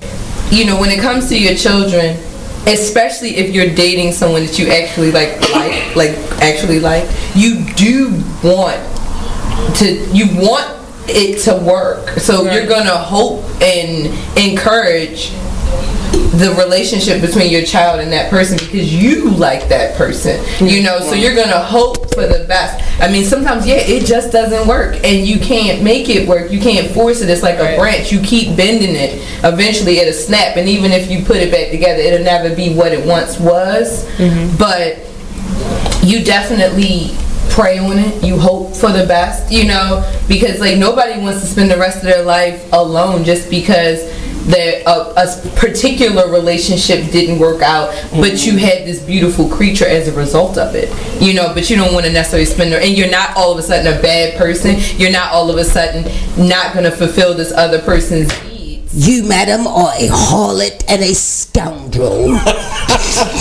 Because I had one kid while I was still married. Like, but what if you? I take that back. What if the situation turns around the other way? So you ready for your child to meet? They meet the person, and this person is a giver. So this person's buying your child lots of gifts and wanting to. I would usually. Do you let? You don't like if it's a birthday or some sort of holiday or something like that. Okay, and they want to get them a few things or get them something. Okay, but just on like a regular basis, like unless it's like Nestle's Quick or something that you can get from like, you know what I'm saying, or like Kit Kats or something like that. Like, no, don't spend a lot of money. It's unrealistic. I'm sorry. It's unrealistic. Like, don't try to buy his. Tune in live to Salacious Life Radio every Wednesday from 9 to 11, only on BeExposedRadio.com. Well, Jason, I've got to tell you, you're pretty much everything this company is looking for in an entry-level candidate. Great. Your resume isn't quite what we're used to, but you've got a fantastic work ethic. Thank you. And I'm impressed by how you carry yourself. So, should we talk about the job? What? The job? Oh, sorry. Yeah, I have no way of recruiting or even meeting you. This interview didn't happen. It may sound ridiculous, and that's because it kind of is. There's a huge pool of talent your company is missing out on. Meet the grads of life. Who are they? Talent worth knowing about. Young adults of unique determination and experience. An ideal fit for your company in an entry-level position, internship. You are listening to BeExposedRadio.com.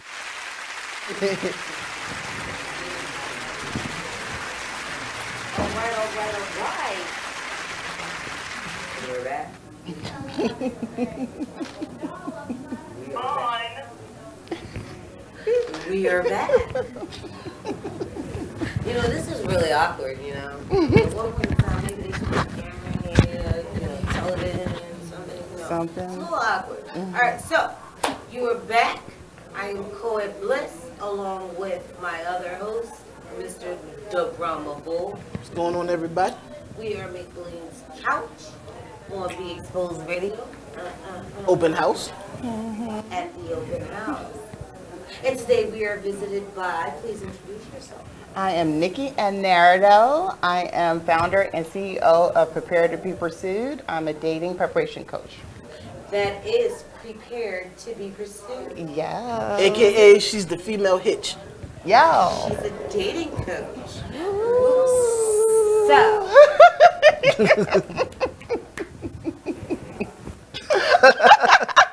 Nikki. Yes.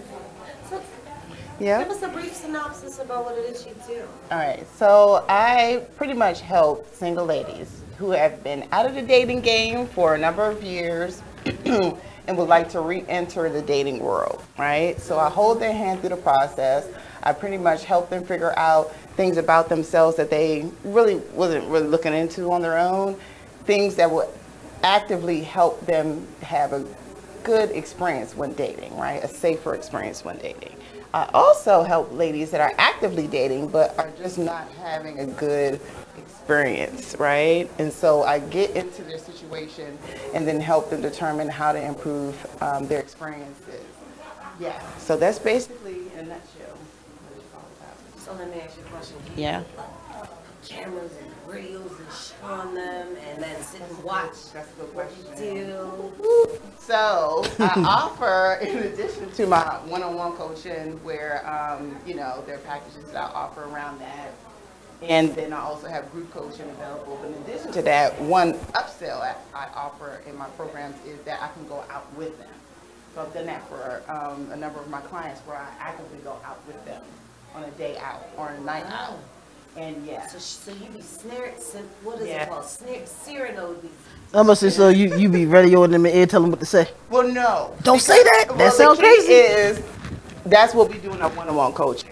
Is I prepare them for their experiences, and every woman has a different thing that they struggle with, right? So my most recent, what I call it, is experiential outing. My most recent outing, that particular client had an issue with engaging with strangers. So you can imagine how hard that will be to date if you are scared of strangers in general, right? True. And so in our one-on-one coaching, what we did was try to get to the bottom of why are strangers so intimidating for you, and then some key things that you can do to, you know, take some of the pressure off. She was ready to, wasn't she? Well, we didn't get all deep into that. You know what I mean? But it wasn't that she was scared of men per se. It was more of like, for her situation, because she interacts with men, she's a very professional driven woman. But it's like she had a difficult time when the person wasn't literally beelining to her, initiating the conversation. Like she wouldn't really position herself in a way to be approachable. So that was the key for her that we overcame during our outing.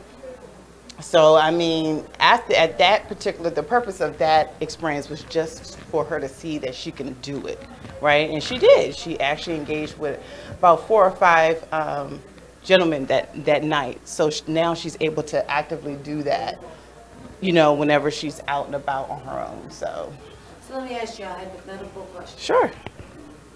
So let's just say there's a married woman. Yeah. We're gonna call her Smoed Bliss. Yes. She's looking for a boyfriend. All right. But she's married. But she's married, yeah. How would you help her find a boyfriend? A boyfriend. So this is the thing. So I haven't worked with a woman in that scenario, brought her on as a client. I haven't gotten there yet, but there have been a lot of women who I've engaged with about this situation.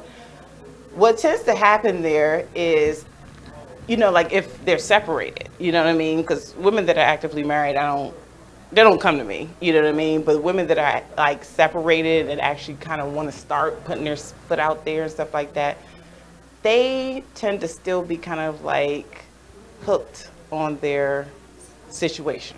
However, yeah. This show, you might get quite a few married women. Yeah. Yeah. So, yeah. In the case of Samoa, oh my God. Who happened? Samoa Bliss. I mean, I'm asking for a friend. Okay. She's happily married, but she need a boyfriend. But she need a boy. Why would a married woman need a boyfriend?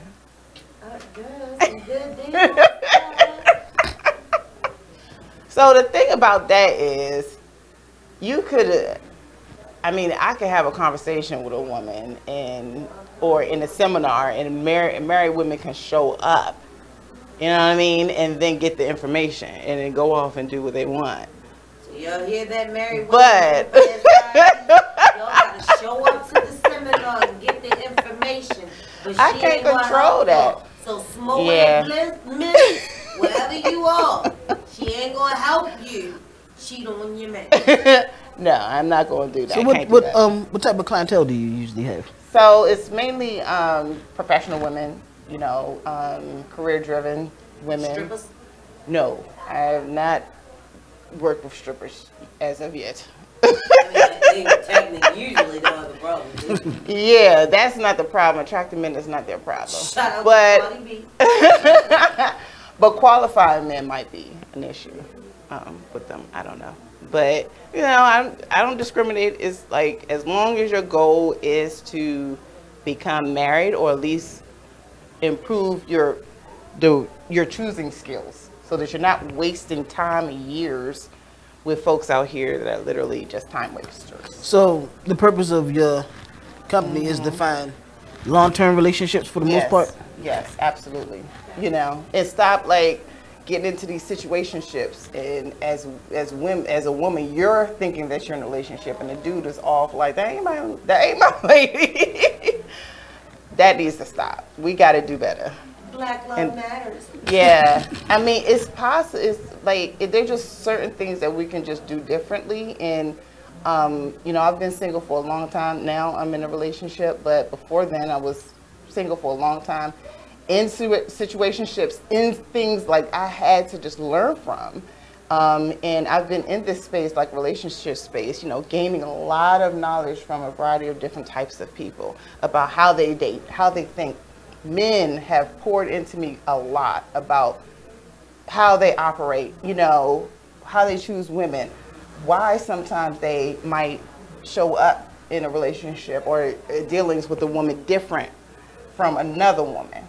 And this is something people don't talk about, but it's true. I ask strangers, I've asked my Uber driver randomly, taking this poll, do you treat all women that you've ever dated the same? No. I'm not saying that it's good or bad, but it's just the truth. But women don't treat all men the same. That's my whole point. All men are like husband material. That's my whole point, but I'm finding out now a lot of women are truly thotting and botting. Yeah. They're pulling a men on men. Yeah. And men are not able to handle it as much as they do it to other women. Yeah, they do it to other women, yeah. But what these women don't understand is they're damaging good men in the process. Yeah, and I've done it. The same way men damage good women, so I mean, it's just They folks out looking here. for a bad boy, Yeah. But you stringing along this good guy. If it's not for you, if you want to thought and bot with other thought and Right. But sometimes that good guy don't leave you alone. You know what I mean? That guy turns into Jeffrey Dahmer. You know, he don't leave you alone. He's just like, keep on bringing it. You know what I mean? It's Sometimes, like, you know, you want what you can't yeah. have. It's what it is I've been hearing this a lot with a lot of my male friends. Potential. I'm tired of hearing potential. Yeah. Potential We're is too old for good, that. but how long can you go off of potential? That was cute in our 20s. I mean, 20s and maybe early 30s. I mean, this is just my personal opinion. Others can disagree. And I'm not at all saying that your man needs to show up completely, you know what I mean, molded the way that you need him to be. That's not what I'm saying. It's because it is never going to happen. But my whole thing is, when you're meeting somebody that does not meet your needs like at all, and you know, the only thing that, you know, he got good D or he looks good, you know what I'm saying, just superficial stuff that really is not going to have nothing to do. Or even he only has 10% of what you like. Yeah, that's Maybe not he's mad. right. And then you're just like, oh, he has potential because you stressed and going crazy over this one little piece of a person. When, I mean, it's almost like, what makes you think that you can't have those good things plus other things that actually going to make you happy? So you let know. me ask you this question.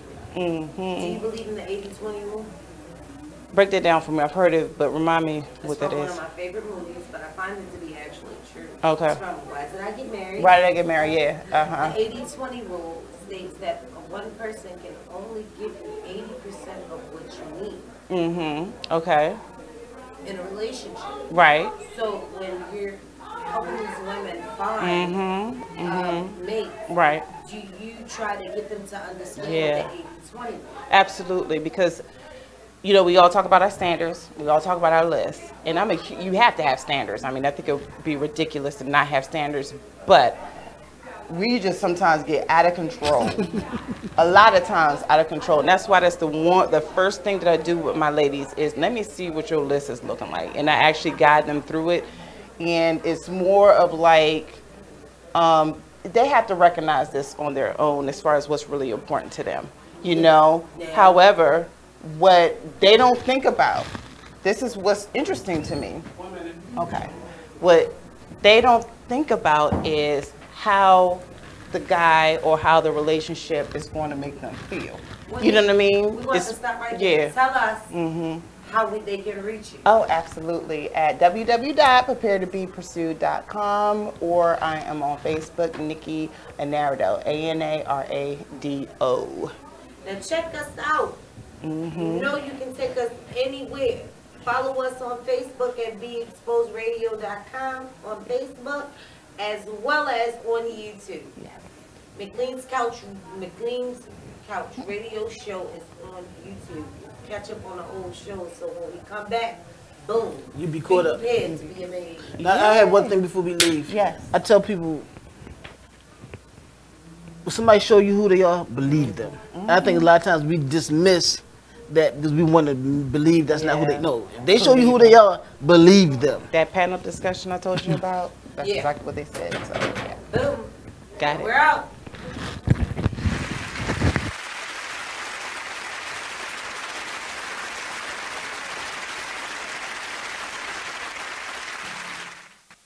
There's a rumor going around that Tyler Perry and Oprah are beefing.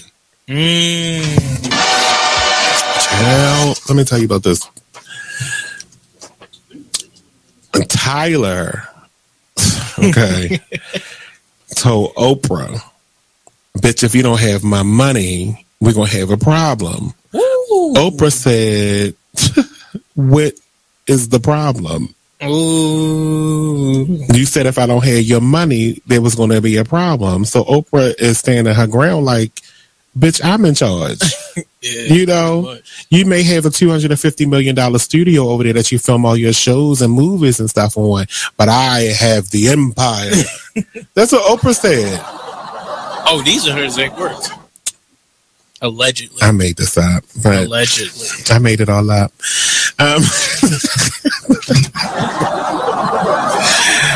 But there was a rumor that they were beefing. But Tyler confirms that they don't have any issues. So it says it was recently reported on the rumors that was swirling that the twosome were on the outs over constructive criticism over Perry's show.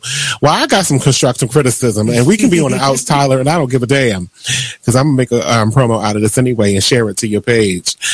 I need the scenes on Have and Have-Nots to be like 5% shorter, each one. I want you to watch an episode of The Young and the Restless, because this is supposed to be a soap opera. No one's dialogue on The Young and the Restless is like this. You don't have to talk about the random plant in the corner for 25 minutes on one damn scene. They talk about random plants. It was a blood stain on the floor for 5 episodes. I can't take it. We need to kick this up. I'm sorry. I love the Have and the Have-Nots, and I continue to watch it in its 5th season, but I get so mad when I can go get myself a glass of water and come back and he had just started the next sentence in his first paragraph. I can't stand it. They just want to get the point across. It's not but you don't get the point for 4 episodes. It's too much.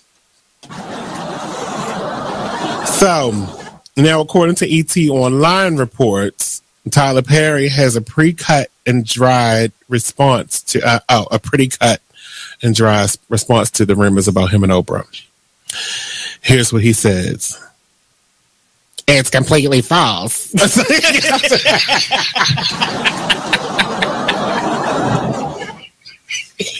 was that? That was your Tyler Perry. Oh God. What? That was my Madea voice. Oh. Nothing is accurate in this article except for mine and Oprah's names. That's what he said.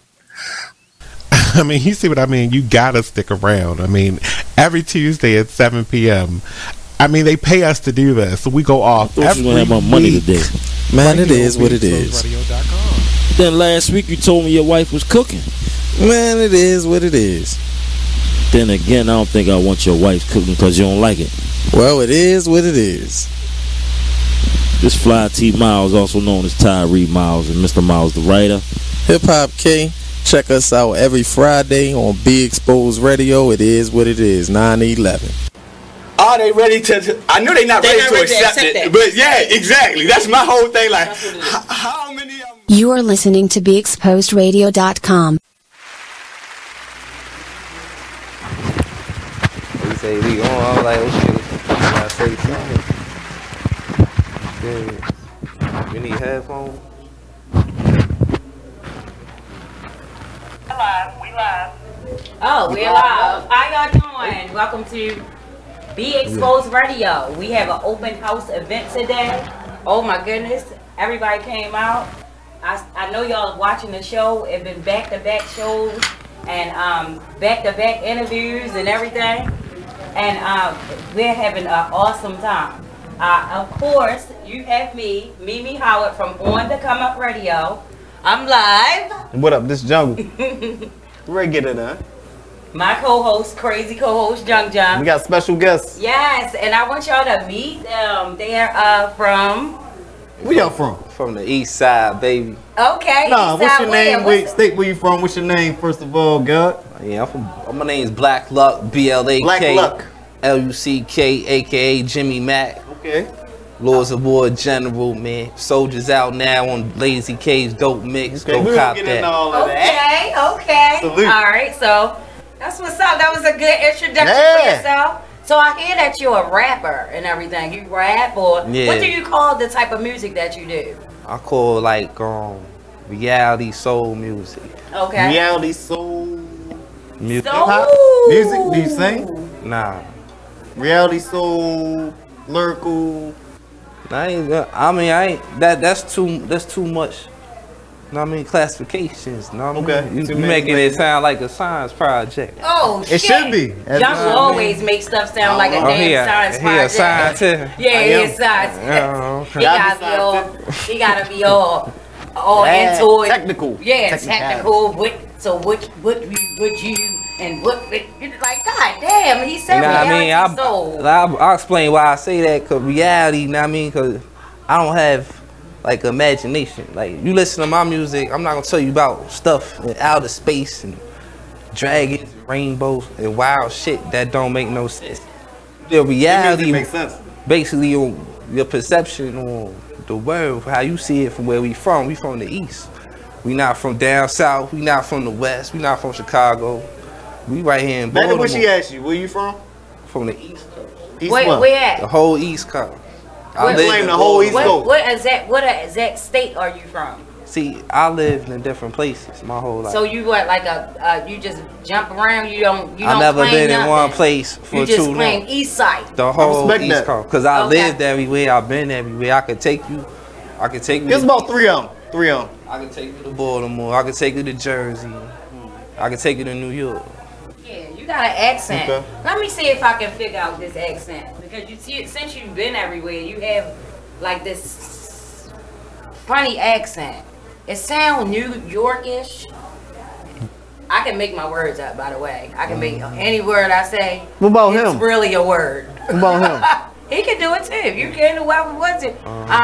But it's New Yorkish and it's country, and then it got a twist like you from California also. I hear a little West Coast. Yeah. Central. He said, I'm East Coast. East Coast, but it I sounds agree. like you from I the West agree. Coast to Because me. you know I grew up in the '90s, so it's like they was always saying West Side, the West Side, and South Side. Your favorite Some rapper sites. is Tupac, ain't it? Your favorite rapper Tupac, ain't it? What about where we from? You know what I mean? Who your favorite rapper? East Side, motherfucker. Who your favorite Chuck said, rapper? who your favorite rapper, man? My favorite rapper, all time. DOA. I gotta say Prodigy. Oh! Oh, yeah, Prodigy a good one. Prodigy a good I one. got Everybody Even though he's album. old as fuck. He dead. He's dead. Rest in peace. Oh, damn. Yeah. I can't. There. I can't ding-a-ling that. That was my fault. Anyway, I forgot about And that. Free C Murder. I like C Murder. Yeah, C Murder is the man. Is he? You keep naming dead people though. He's not dead. He's not dead. Oh, he's in jail for the rest of his jail. life, right? For the rest of his I'm life. trying to help. I need the sound I'm trying to help effect. her out. You know. Who's doing Don't this? know what's going on. Well, Jungle, that's you. Okay, so introduce your friend, your lovely friend over here. This is my baby sitting next right to you. here, Rika. All smiles. Hello, Rika. All Hello. smiles.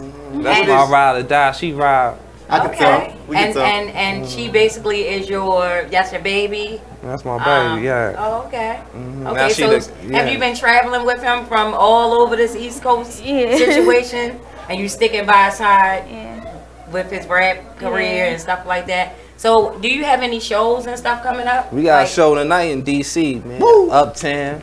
Let everybody know What out club? here. Repeat that. Place called Safari on Georgia Avenue, Uptown. Okay. On If y'all Georgia can't Avenue. make it out Friday, we got another show Sunday night in Mo County, Silver Spring. Okay, so Montgomery County. how do Be people? exact. So That's how right. do people follow you on Facebook or Social media, Instagram? all that. Yeah, you can find me on whatever social media. Instagram. I keep that updated daily at BLAKLUCK.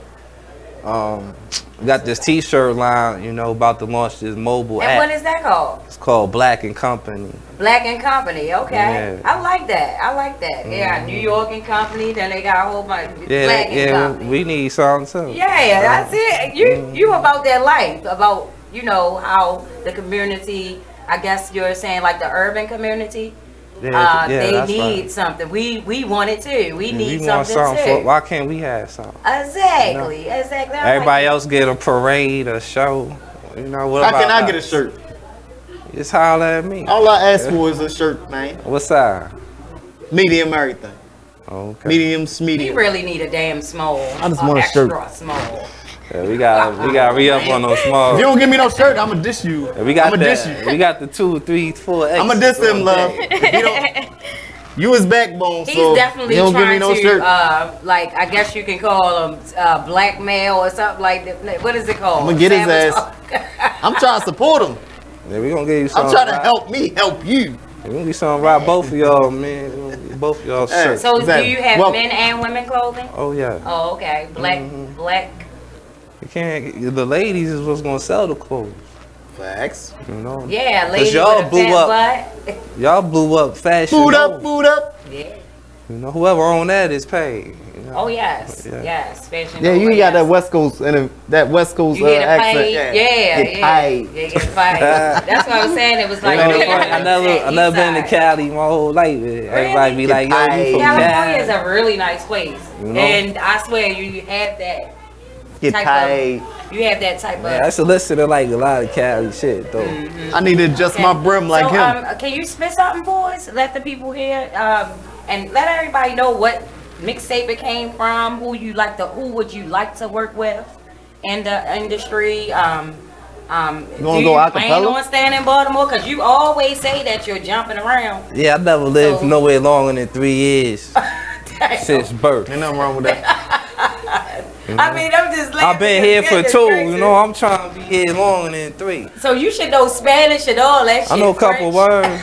Okay. You know the slang. All right, so let everybody know how your mixtape and spit something for us, man. Well, right now, Soldiers out right now. Soldiers out. That's what we pushing right now. You know what I'm saying? Soldiers. Fresh Out the Box is coming out. That's the album. East Side, the mixtape's coming out. And when y'all ready for it, the Jimmy Mac tape is coming out. Jimmy after Mac. Yeah, they not ready for Every Jimmy time Mac. I hear Jimmy Mac, I think about like a ding-a-ling or something. Oh yeah. that mean, cause you know. Ding-a-ling, ding-a-ling, playing Jimmy with Mac. my ding-a-ling, playing ding-a-ding. That's some old shit. I mean, I'm a little That's older, right. so. Cause Jimmy Mac got the greatest. That's me playing with my. All right, go ahead. Let's hear something. Alright, check it out, yo. Your rhymes ain't longer than my finger. I eat rappers up like a chicken dinner, 2-piece dark with a biscuit on the side. Take out the main one, the rest won't ride. I see it in your eyes and your bitch tendencies. Won't let the industry turn this to R&B. Rapping bullshit, big shouts to the RZA. Old head smoking woolies and them real niggas. Got my little homies that keep it real live. Ain't ducking no wreck, rather die than go high. Let them know, dog, it ain't the gun, it's the shooter. You're washed up, homie, like Zab Judah. Used to be nice like my man Iron Mike. Give it up, Holmes, get the fuck off the mic. Stop the violence, now they call Popo. My name's Black Luck because I'm all I got flow. They call me the East Coast Snoop around the way. My DJ's cool kid, ain't gay like Dr. Dre. Don't get mad at me, Tupac said it first. Live and die in LA after his last verse. Leave the hurts, I know to bring the pain. I'm dope like them shirts, that's syringe in your vein. My chick grinds, hard body off the Miley. Neck game mean, real wet and sloppy. Last night it almost got me, poke holes in the rubber. She want Gucci baby, put out that motherfucker. Can't be my lover, but she can be my hoe. I'm all about cream, I love cash, I love dough. On stage I seen the glow. Bitch, I'm Rick James without the Jimmy Curve and them earrings. You can't pimp a pimp. Thank you, my man. Thank you, thank you, thank you, thank you, thank you. You definitely killed it. You definitely killed it. I'm digging you. Thank y'all for tuning in. Y'all turn into our next open house, and tomorrow I go on Saturday, 7 p.m. to 9 p.m. Y'all tune in tomorrow on the Come Up Radio Show. I love y'all. We out. Make sure y'all tune in, baby.